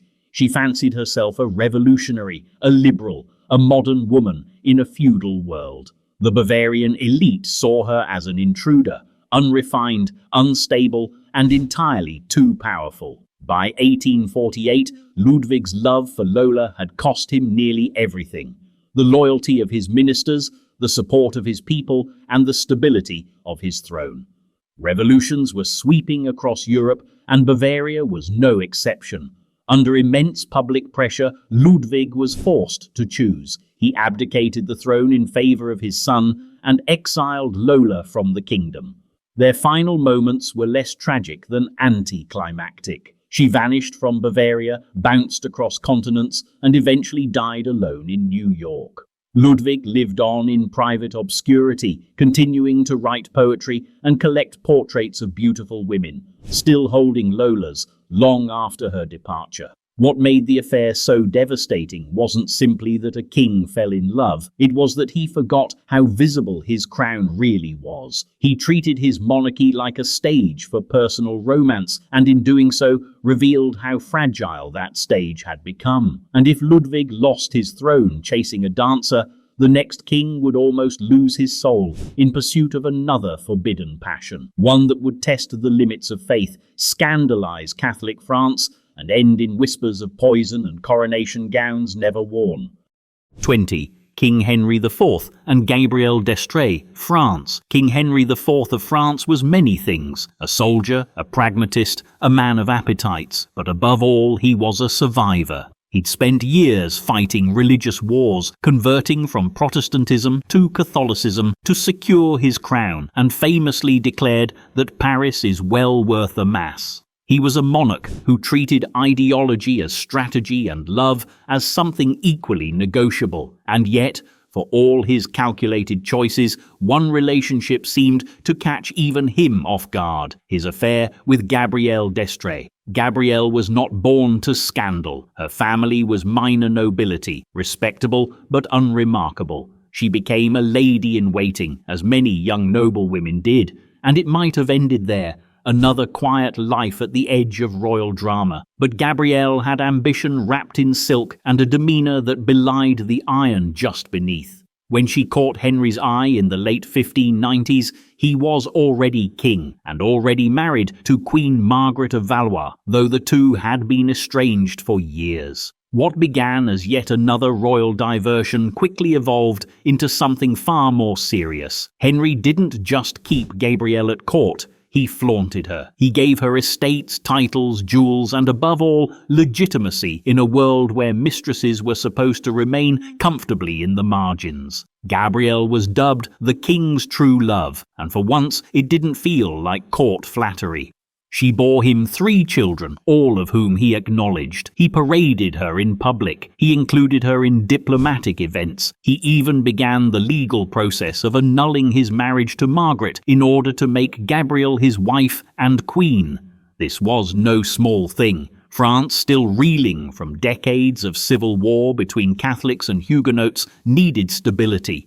The idea of a king marrying his mistress, a woman of modest birth and suspect moral standing, was enough to unsettle even Henry's loyal supporters. The Catholic League was already eyeing him with suspicion. His court was divided. His advisers murmured their unease. Still, Henry pressed forward. And then, just as she was preparing for her coronation, Gabrielle died. The official cause was complications from childbirth. The unofficial theories? Poison, assassination, divine punishment. Take your pick. The timing was too perfect, the death too sudden, and the political consequences too convenient for those who saw her as a threat. Henry was reportedly devastated. He wore mourning black, wept openly, and referred to her as his wife in the eyes of God. But he didn't stop ruling. He didn't abdicate. He eventually remarried, this time to Marie de Medici, a far more acceptable queen by dynastic standards. Still, Gabrielle's ghost lingered, not in portraits or poems, but in the strange silence that followed. The love Henry had so proudly proclaimed vanished from the public record almost as quickly as she had from the earth. Her children were provided for, her name whispered in cautionary tones, and her story tucked away as a royal near miss. Because in monarchy, even love must be curated. But while France buried its scandal beneath marble and mass, far across the world, another king was facing an entirely different kind of challenge, falling for a woman from far outside the royal bloodlines, in a court where polygamy was normal, but favoritism was not. 21. King Rama V and Chao Chom Manda Chum, Siam, Thailand. In 19th century Siam, what we now call Thailand, royalty didn't just rule. It orbited in its own carefully tiered galaxy, a dazzling constellation of wives, concubines, noble daughters, and royal half-siblings so numerous they could populate an entire minor city. King Chulalongkorn, better known as Rama V, was born into that celestial order, but he spent much of his reign trying to reform it. He abolished slavery, modernized the bureaucracy, and sent his sons to European universities. He kept the monarchy intact by adapting it. And yet, for all his diplomatic brilliance and political foresight, one quiet relationship nearly disturbed the internal balance of his glittering polygamous court. Her name was Chao Chom Manda Chum. She was not of royal blood, not even high nobility. Born to a family of court musicians, she arrived in the palace not as a bride, but as a servant in the inner chambers. Her title, Chao Chom Manda, marked her as a concubine who had borne the king a child, placing her several steps below the queen, but still within the royal household's recognized hierarchy. And yet, despite her rank, or perhaps because of how little rank she had, Chum stood out. Rama V was known for his many consorts, but none received the sort of prolonged attention Chum did. She was quiet, soft-spoken, but curiously influential.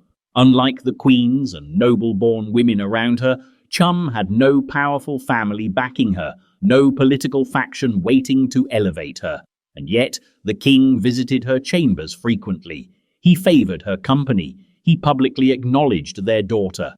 In a palace of calculated appearances, this created tension.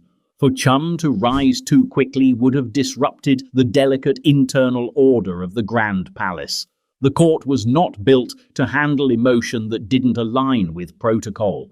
While polygamy was standard, hierarchy was sacred. Queens and high-ranking consorts had their own courts, their own followers. For someone like Chum to receive royal attention without those traditional credentials was seen as imbalanced, even dangerous. Rumors swirled that Ramapha considered elevating her rank, but doing so would have required a reshuffling of titles, an implicit statement that love or affection could outweigh centuries of ritual. And for a king trying to modernize without destabilizing, that was a step too far. So Chum remained in place, respected, quietly envied, and forever peripheral. Her daughter was granted royal recognition. Chum, however, never rose beyond her assigned station. She died young, remembered not in monuments or national ceremonies, but in footnotes and family trees. Still, her brief presence left a lasting impression, not for what she disrupted, but for what she nearly changed. Because even in a palace where polygamy was routine, favoritism could be revolutionary. And while Chum's quiet story remained locked behind gilded doors, another royal affair further west was quietly cracking a public image once thought untouchable. A Belgian king whose private letters hinted at something far less saintly than the nation had been led to believe. 22. King Albert IV and Elizabeth de Rijk, Belgium. To the world, King Albert I of Belgium was a saint in uniform. The soldier king, they called him, a monarch who led from the trenches during World War I, who refused to flee when German forces invaded, who stood beside his people with stoic grace as much of his country crumbled. In photographs, he looked like a man carved from principle. In speeches, he sounded like one born to moral duty. To Belgians, Albert wasn't just a king, he was a national myth, the embodiment of dignity under fire. But myths, like monuments, cast shadows. Behind the legend was a man far more human, and within the human, as is often the case with kings, there may have lived a secret. Her name was Elizabeth de Rijk, and although her place in the public story was invisible, her presence in Albert's private world remains one of the monarchy's most quietly controversial mysteries. Elizabeth de Rijk wasn't a noble, nor was she a court fixture. She was a young woman from modest background, reportedly intelligent, sensitive, and artistic. By most accounts, she met the king sometime during the interwar period, possibly through shared social circles that blurred the line between aristocracy and educated bourgeoisie. Whatever their initial connection, it deepened into something far more intimate, though never officially acknowledged. Albert was married to Queen Elizabeth of Bavaria, a woman of formidable intellect and charm in her own right. Together, they had 3 children and presented an image of stable, modern royalty. Yet Albert was known to take long, solitary walks, to travel without excessive entourage, and to write often and thoughtfully.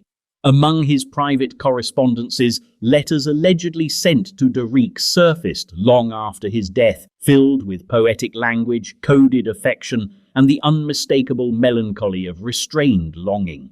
The relationship, if it existed as rumored, was never exposed during his lifetime. There were no public scandals, no court drama, no broken protocols, only a king who seemed at times unusually pensive and a woman whose existence hovered on the periphery of public record. Albert died in 1934 under unusual circumstances, falling from a rock while mountaineering alone.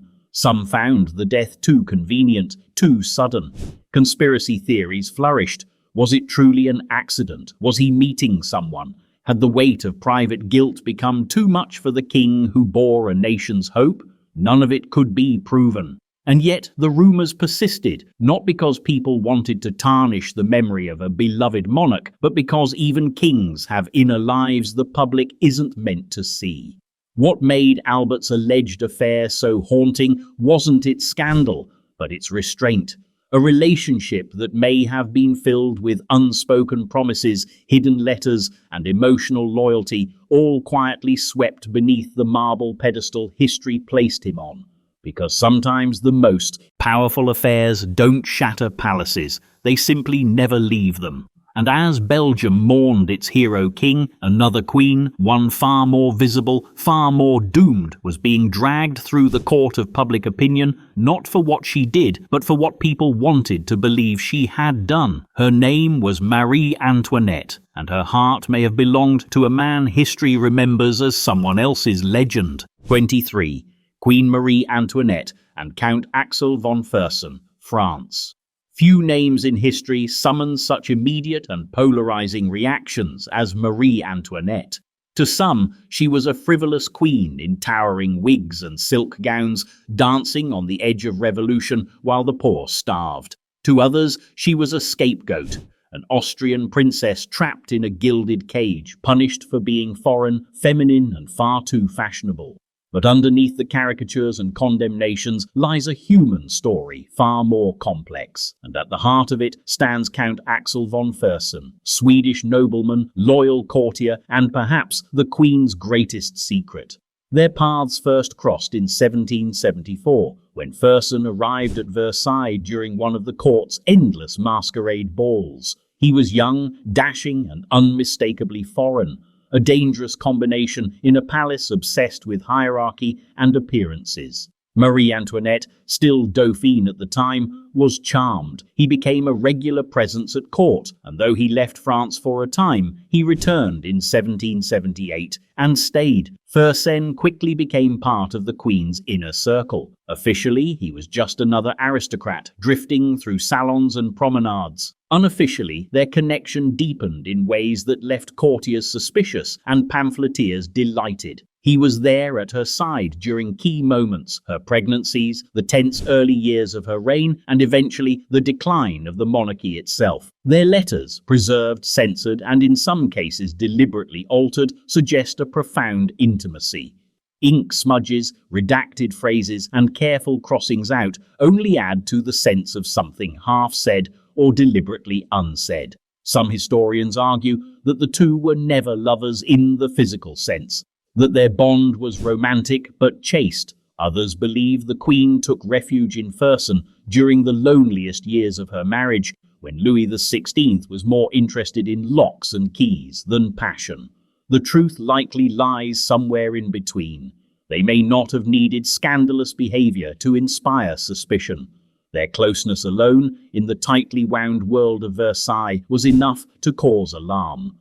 Fersen's loyalty went beyond courtly affection. In 1791, as the revolution tore through France and the royal family's world narrowed to the confines of the Tuileries Palace, Fersen helped orchestrate their attempted escape. Disguises, hidden carriages, false identities, it all had the markings of a romantic epic. But reality, as always, intruded. The escape failed. The royal family was captured in Varennes. Fersen, who had separated from the group to avoid detection, was devastated. After that, the Queen's fate was all but sealed. Fersen returned to Sweden, helpless to intervene further. He continued to advocate for her, lobbying foreign monarchs to come to the Bourbons' aid, but the wheel of revolution spun too fast. Marie Antoinette was executed in 1793. Fersen reportedly wore mourning black for years. Afterward, what survives of their connection is not scandal, but a question: what if? What if Fersen had succeeded in rescuing her? What if their bond had been less ambiguous or more? What if Marie Antoinette's legacy had been shaped not by bread riots and diamond necklaces, but by a single, forbidden love that defied both politics and fate? History doesn't answer these questions. It prefers to let them linger, especially when the lovers are separated not by betrayal but by time, myth, and a revolution that made no room for softness. But while the Queen of France was painted as the decadent villain of a collapsing regime, another king across the Channel was nurturing a secret far less poetic, one hidden in plain sight in the form of a young man who shared his favours, his friendship, and possibly his heart. 24. King William III and Arnold van Keppel, England. When King William III came to power in 1689, after helping orchestrate a bloodless coup that dethroned his own uncle and father-in-law, he was hailed by some as a Protestant saviour and by others as a calculating foreigner. He wasn't English by birth, nor was he particularly beloved by the people. His temperament was cold, his manners austere, and his relationship with Parliament strained from the beginning. But if William failed to inspire public affection, he made up for it with a tightly knit inner circle, most notably with a young Dutch nobleman named Arnold van Keppel. Van Keppel was barely 20 when he arrived at the English court, a handsome page from William's homeland of the Netherlands. Tall, elegant, and unusually poised for his age, he quickly rose through the royal ranks with the kind of velocity that tends to stir whispers. William, already a widower following the death of Queen Mary II in 1694, took an intense liking to him. The king granted him titles, wealth, and access to royal chambers that no one, let alone a newcomer, would typically be afforded. In 1700, Van Keppel was made Earl of Albemarle, a peerage that shocked even William's allies. The speed and intensity of Van Keppel's rise raised eyebrows across the political spectrum. Courtiers muttered about improper influence. Opponents in Parliament openly questioned the young man's authority, accusing him of meddling in matters of state without experience or right. It wasn't just jealousy, it was confusion. Why would the king place so much trust and so many titles in the hands of one youthful attendant?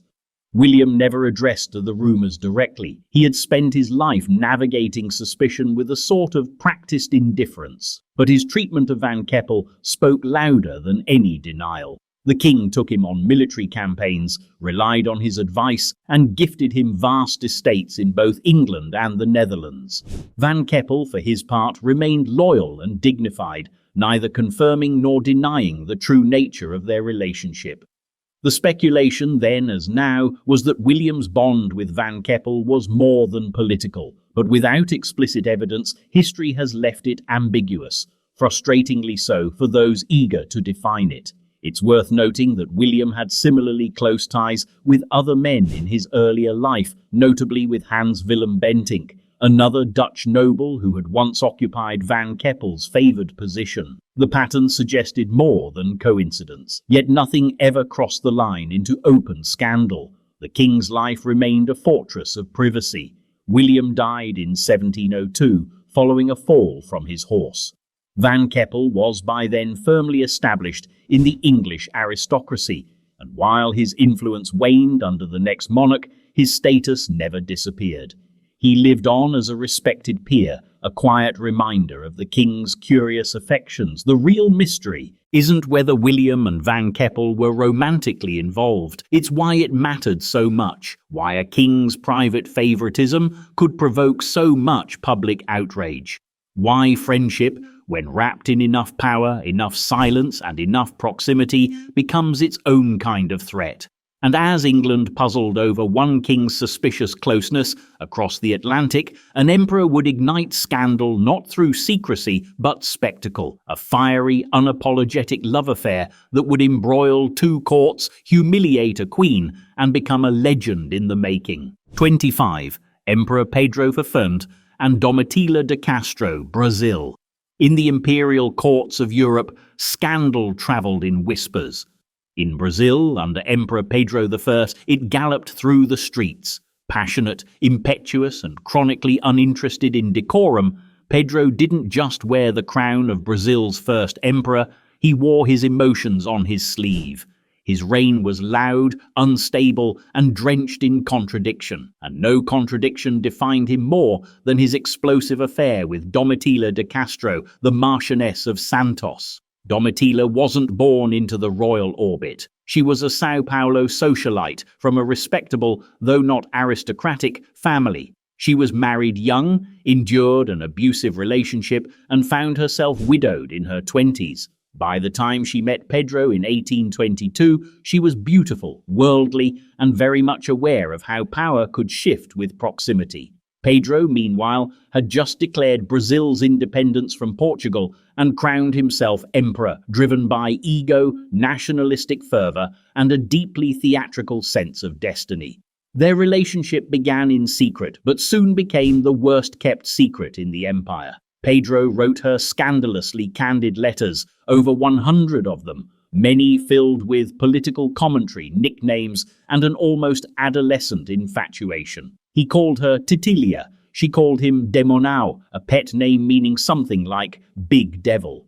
While his wife, Empress Maria Leopoldina of Austria, remained dutiful and sidelined, Domitilla was openly paraded at court, given titles, and installed in a mansion near the imperial palace. The Brazilian aristocracy was horrified.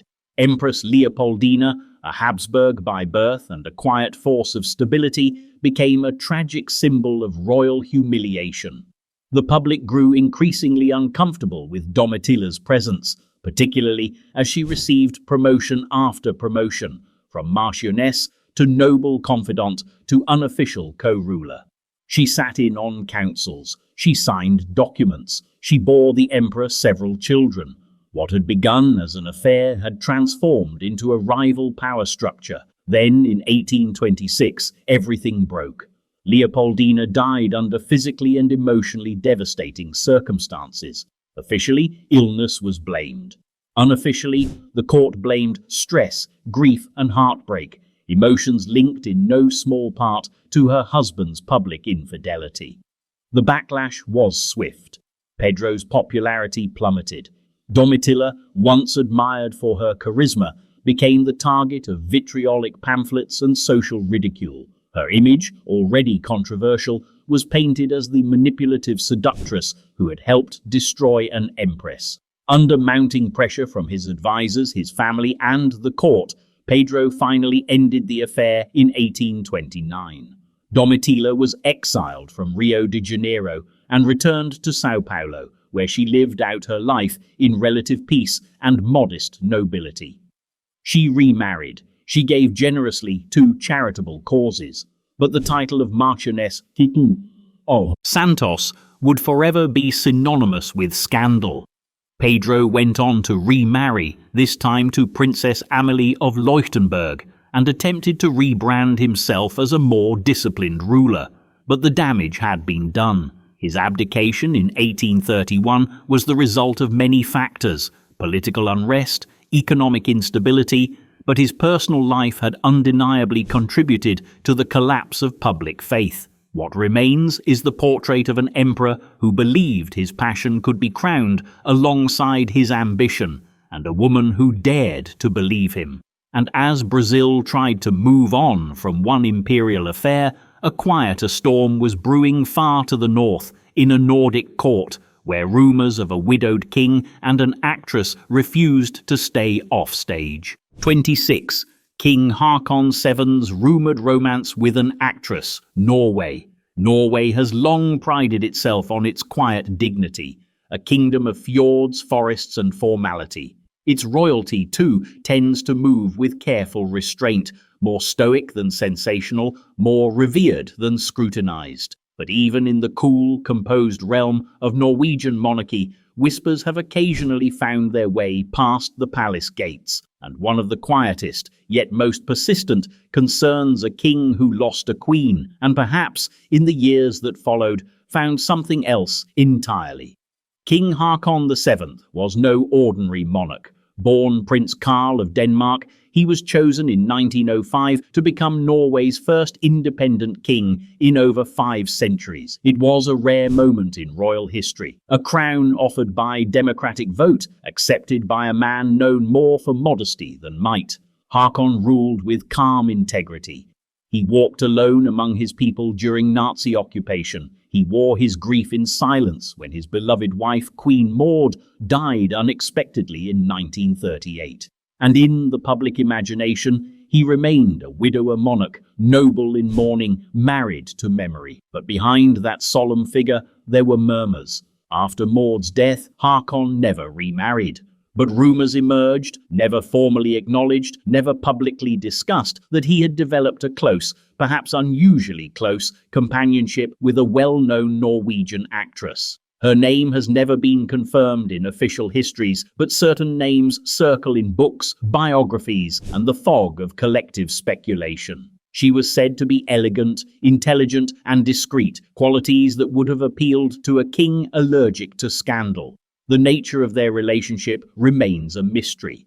They were reportedly seen together at the theatre, at private dinners, and during summer retreats. Yet the palace neither confirmed nor denied the rumours. In mid-century Norway, a country still deeply conservative in its expectations of royalty, such a romance, especially with someone from the stage, would have been quietly managed rather than publicly addressed. What lends the story its enduring intrigue isn't the affair itself, but the way it was handled. There were no headlines, no scandals, no exiles. Just a faint suggestion, gracefully brushed away each time it was raised. And perhaps that was the point. The monarchy, still finding its identity in the modern world, understood that silence could be more powerful than explanation.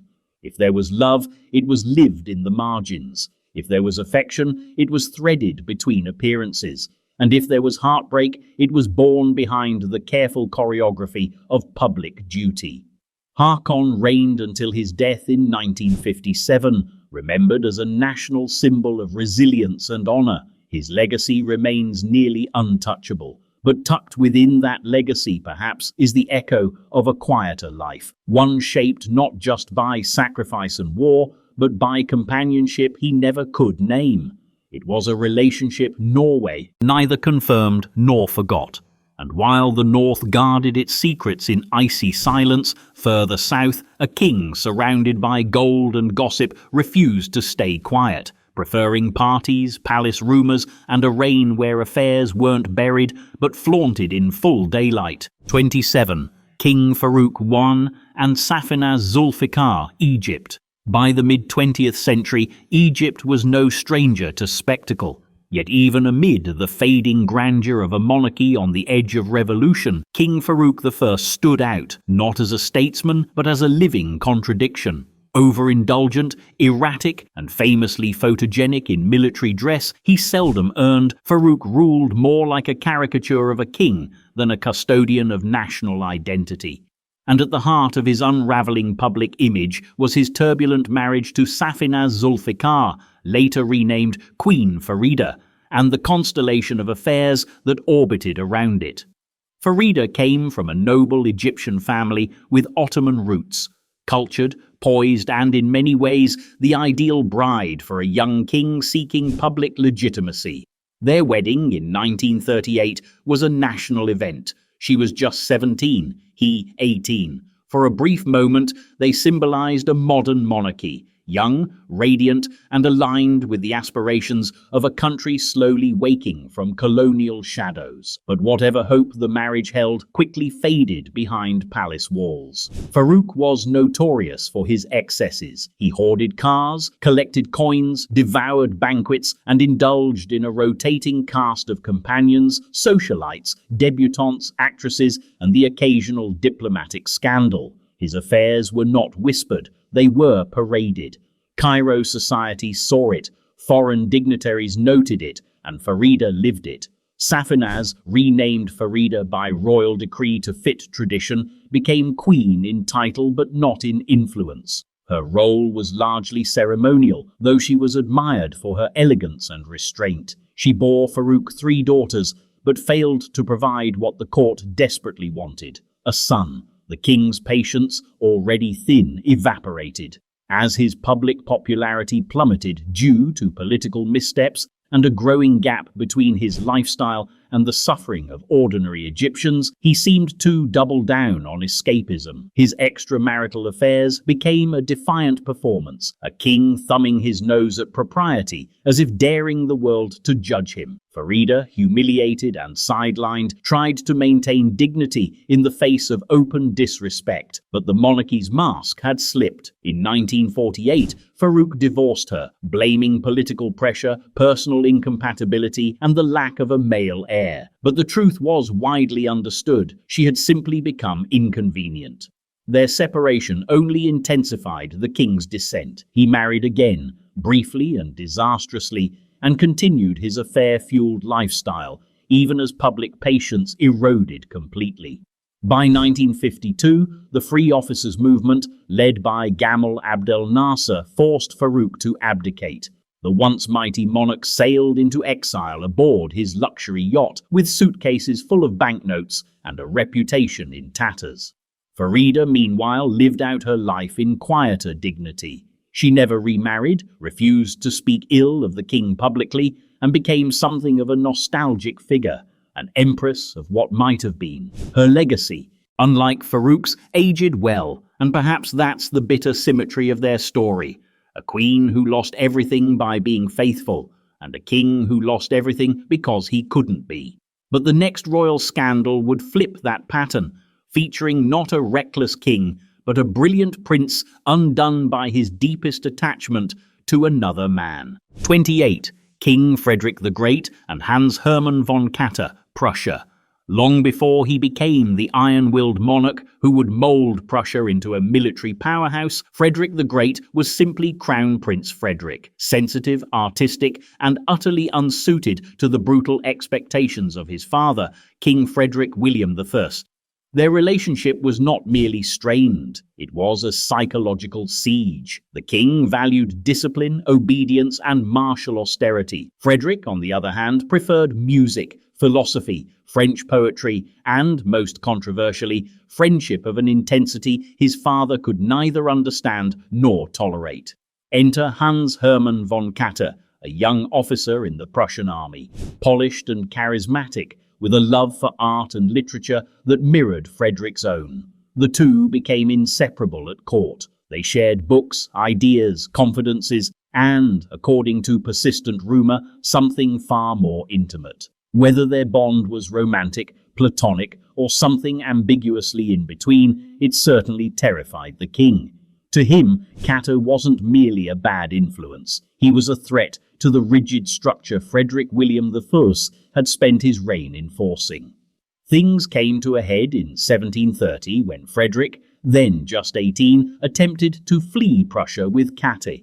The plan was clumsy and doomed. They were caught almost immediately. The king, furious at what he saw as treason, responded with brutal clarity. Frederick was imprisoned.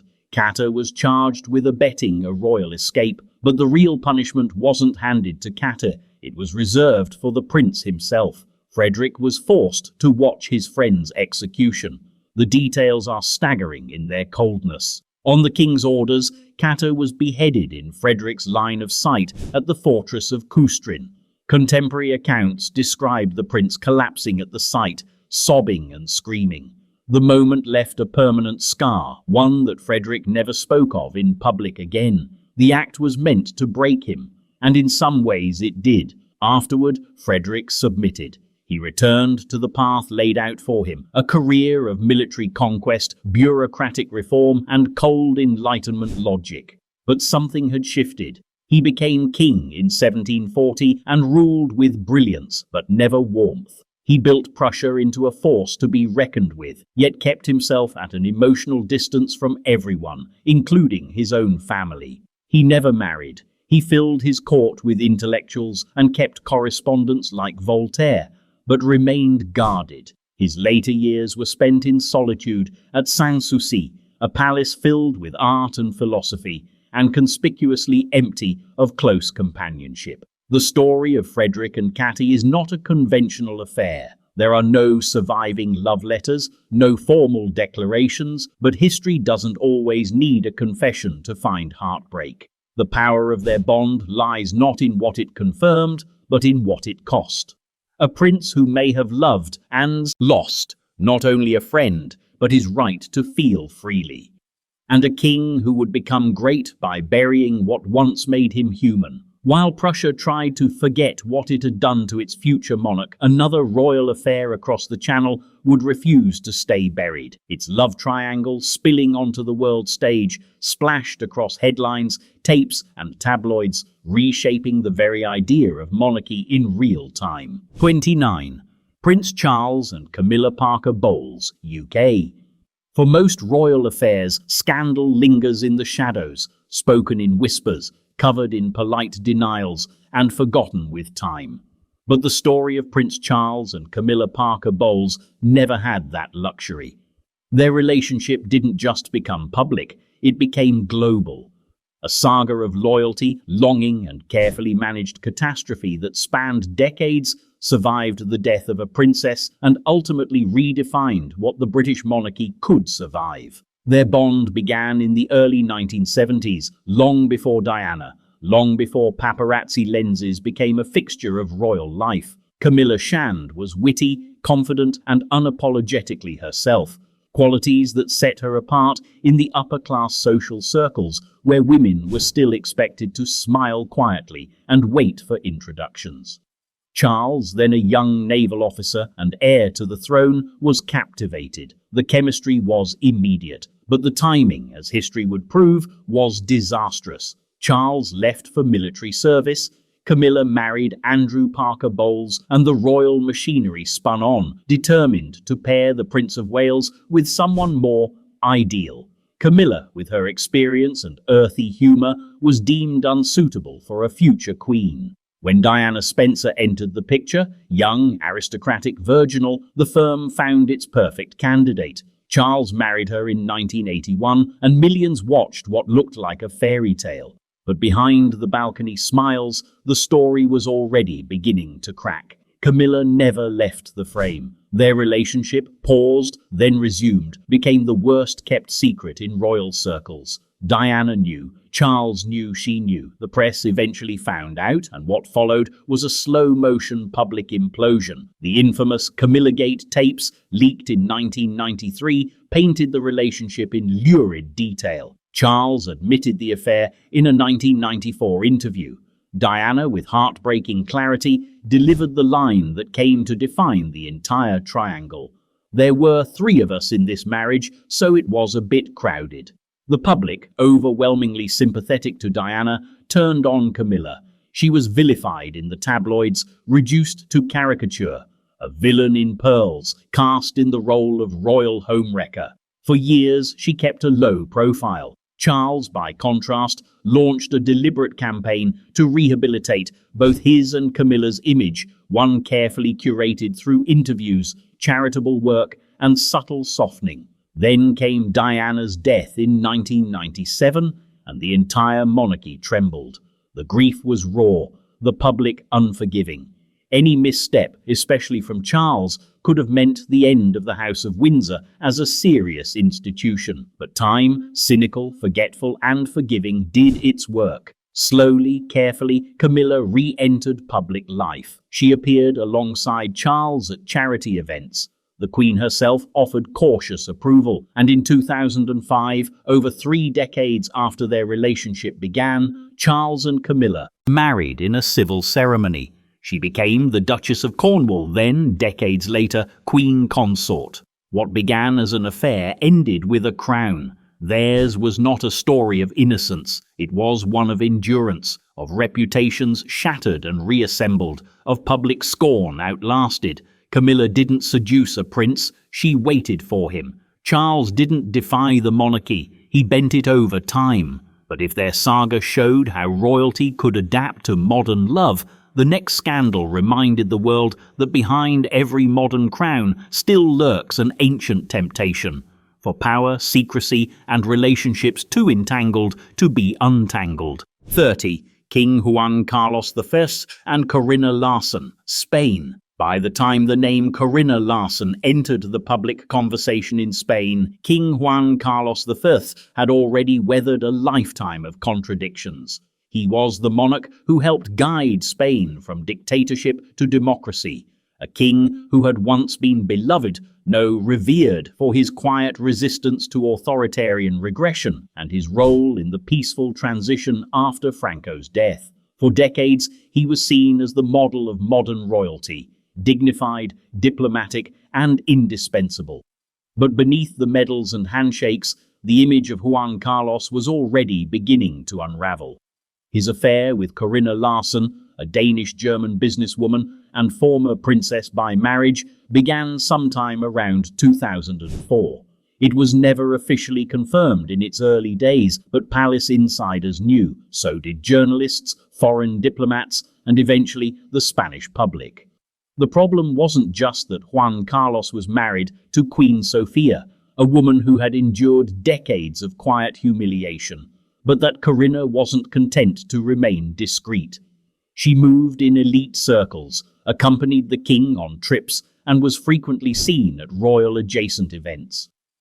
And while the relationship might have passed as another royal indiscretion, a midlife affair between a monarch and a glamorous outsider, it soon became something more dangerous, because wherever Corinna went, paperwork followed, business deals, offshore accounts, secret financial arrangements. Whispers turned to headlines, and headlines turned into investigations. In 2012, things imploded, ironically, with an elephant. Juan Carlos took a lavish hunting trip to Botswana with Corinna during a time of deep economic crisis in Spain. When he fell and broke his hip, the trip was exposed. Spaniards, many of whom were facing unemployment and austerity, were outraged. The image of their king, once a national savior, suddenly seemed out of touch, almost cartoonishly so. Worse still, it opened the floodgates. It was revealed that Corinna had been gifted extravagant sums of money from Juan Carlos, reportedly around 65 million, allegedly as a gesture of affection. But investigations into the origins of that money revealed possible financial misconduct, questionable business dealings, and murky contracts linked to Spanish companies and Saudi intermediaries. Corinna, in turn, accused the Spanish intelligence service of harassing her and claimed she had been used as a figurehead in financial schemes that compromised her safety and reputation. In a desperate bid to preserve the monarchy, Juan Carlos abdicated in 2014, passing the throne to his son, Felipe VI, who immediately sought to distance the crown from his father's legacy. Felipe renounced any personal inheritance from Juan Carlos and stripped him of his official stipend. The former king, once hailed as a national hero, left Spain in self-imposed exile in 2020, taking up residence in Abu Dhabi. The piety affair with Corinna Larson wasn't just a romantic scandal, it was the fault line beneath decades of accumulated reverence. A reminder that even the most celebrated monarchs can fall, not from treason or war, but from the quiet erosion of trust played out in leaked recordings, offshore ledgers, and lawsuits filed in foreign courts. And so ends the story of the last affair on this list, not with romance, not even with heartbreak, but with a monarchy forced to confront itself in the mirror. A king who could command loyalty from millions, undone by the oldest temptations, secrecy, entitlement, and the belief that crowns are shields. They're not. They never were.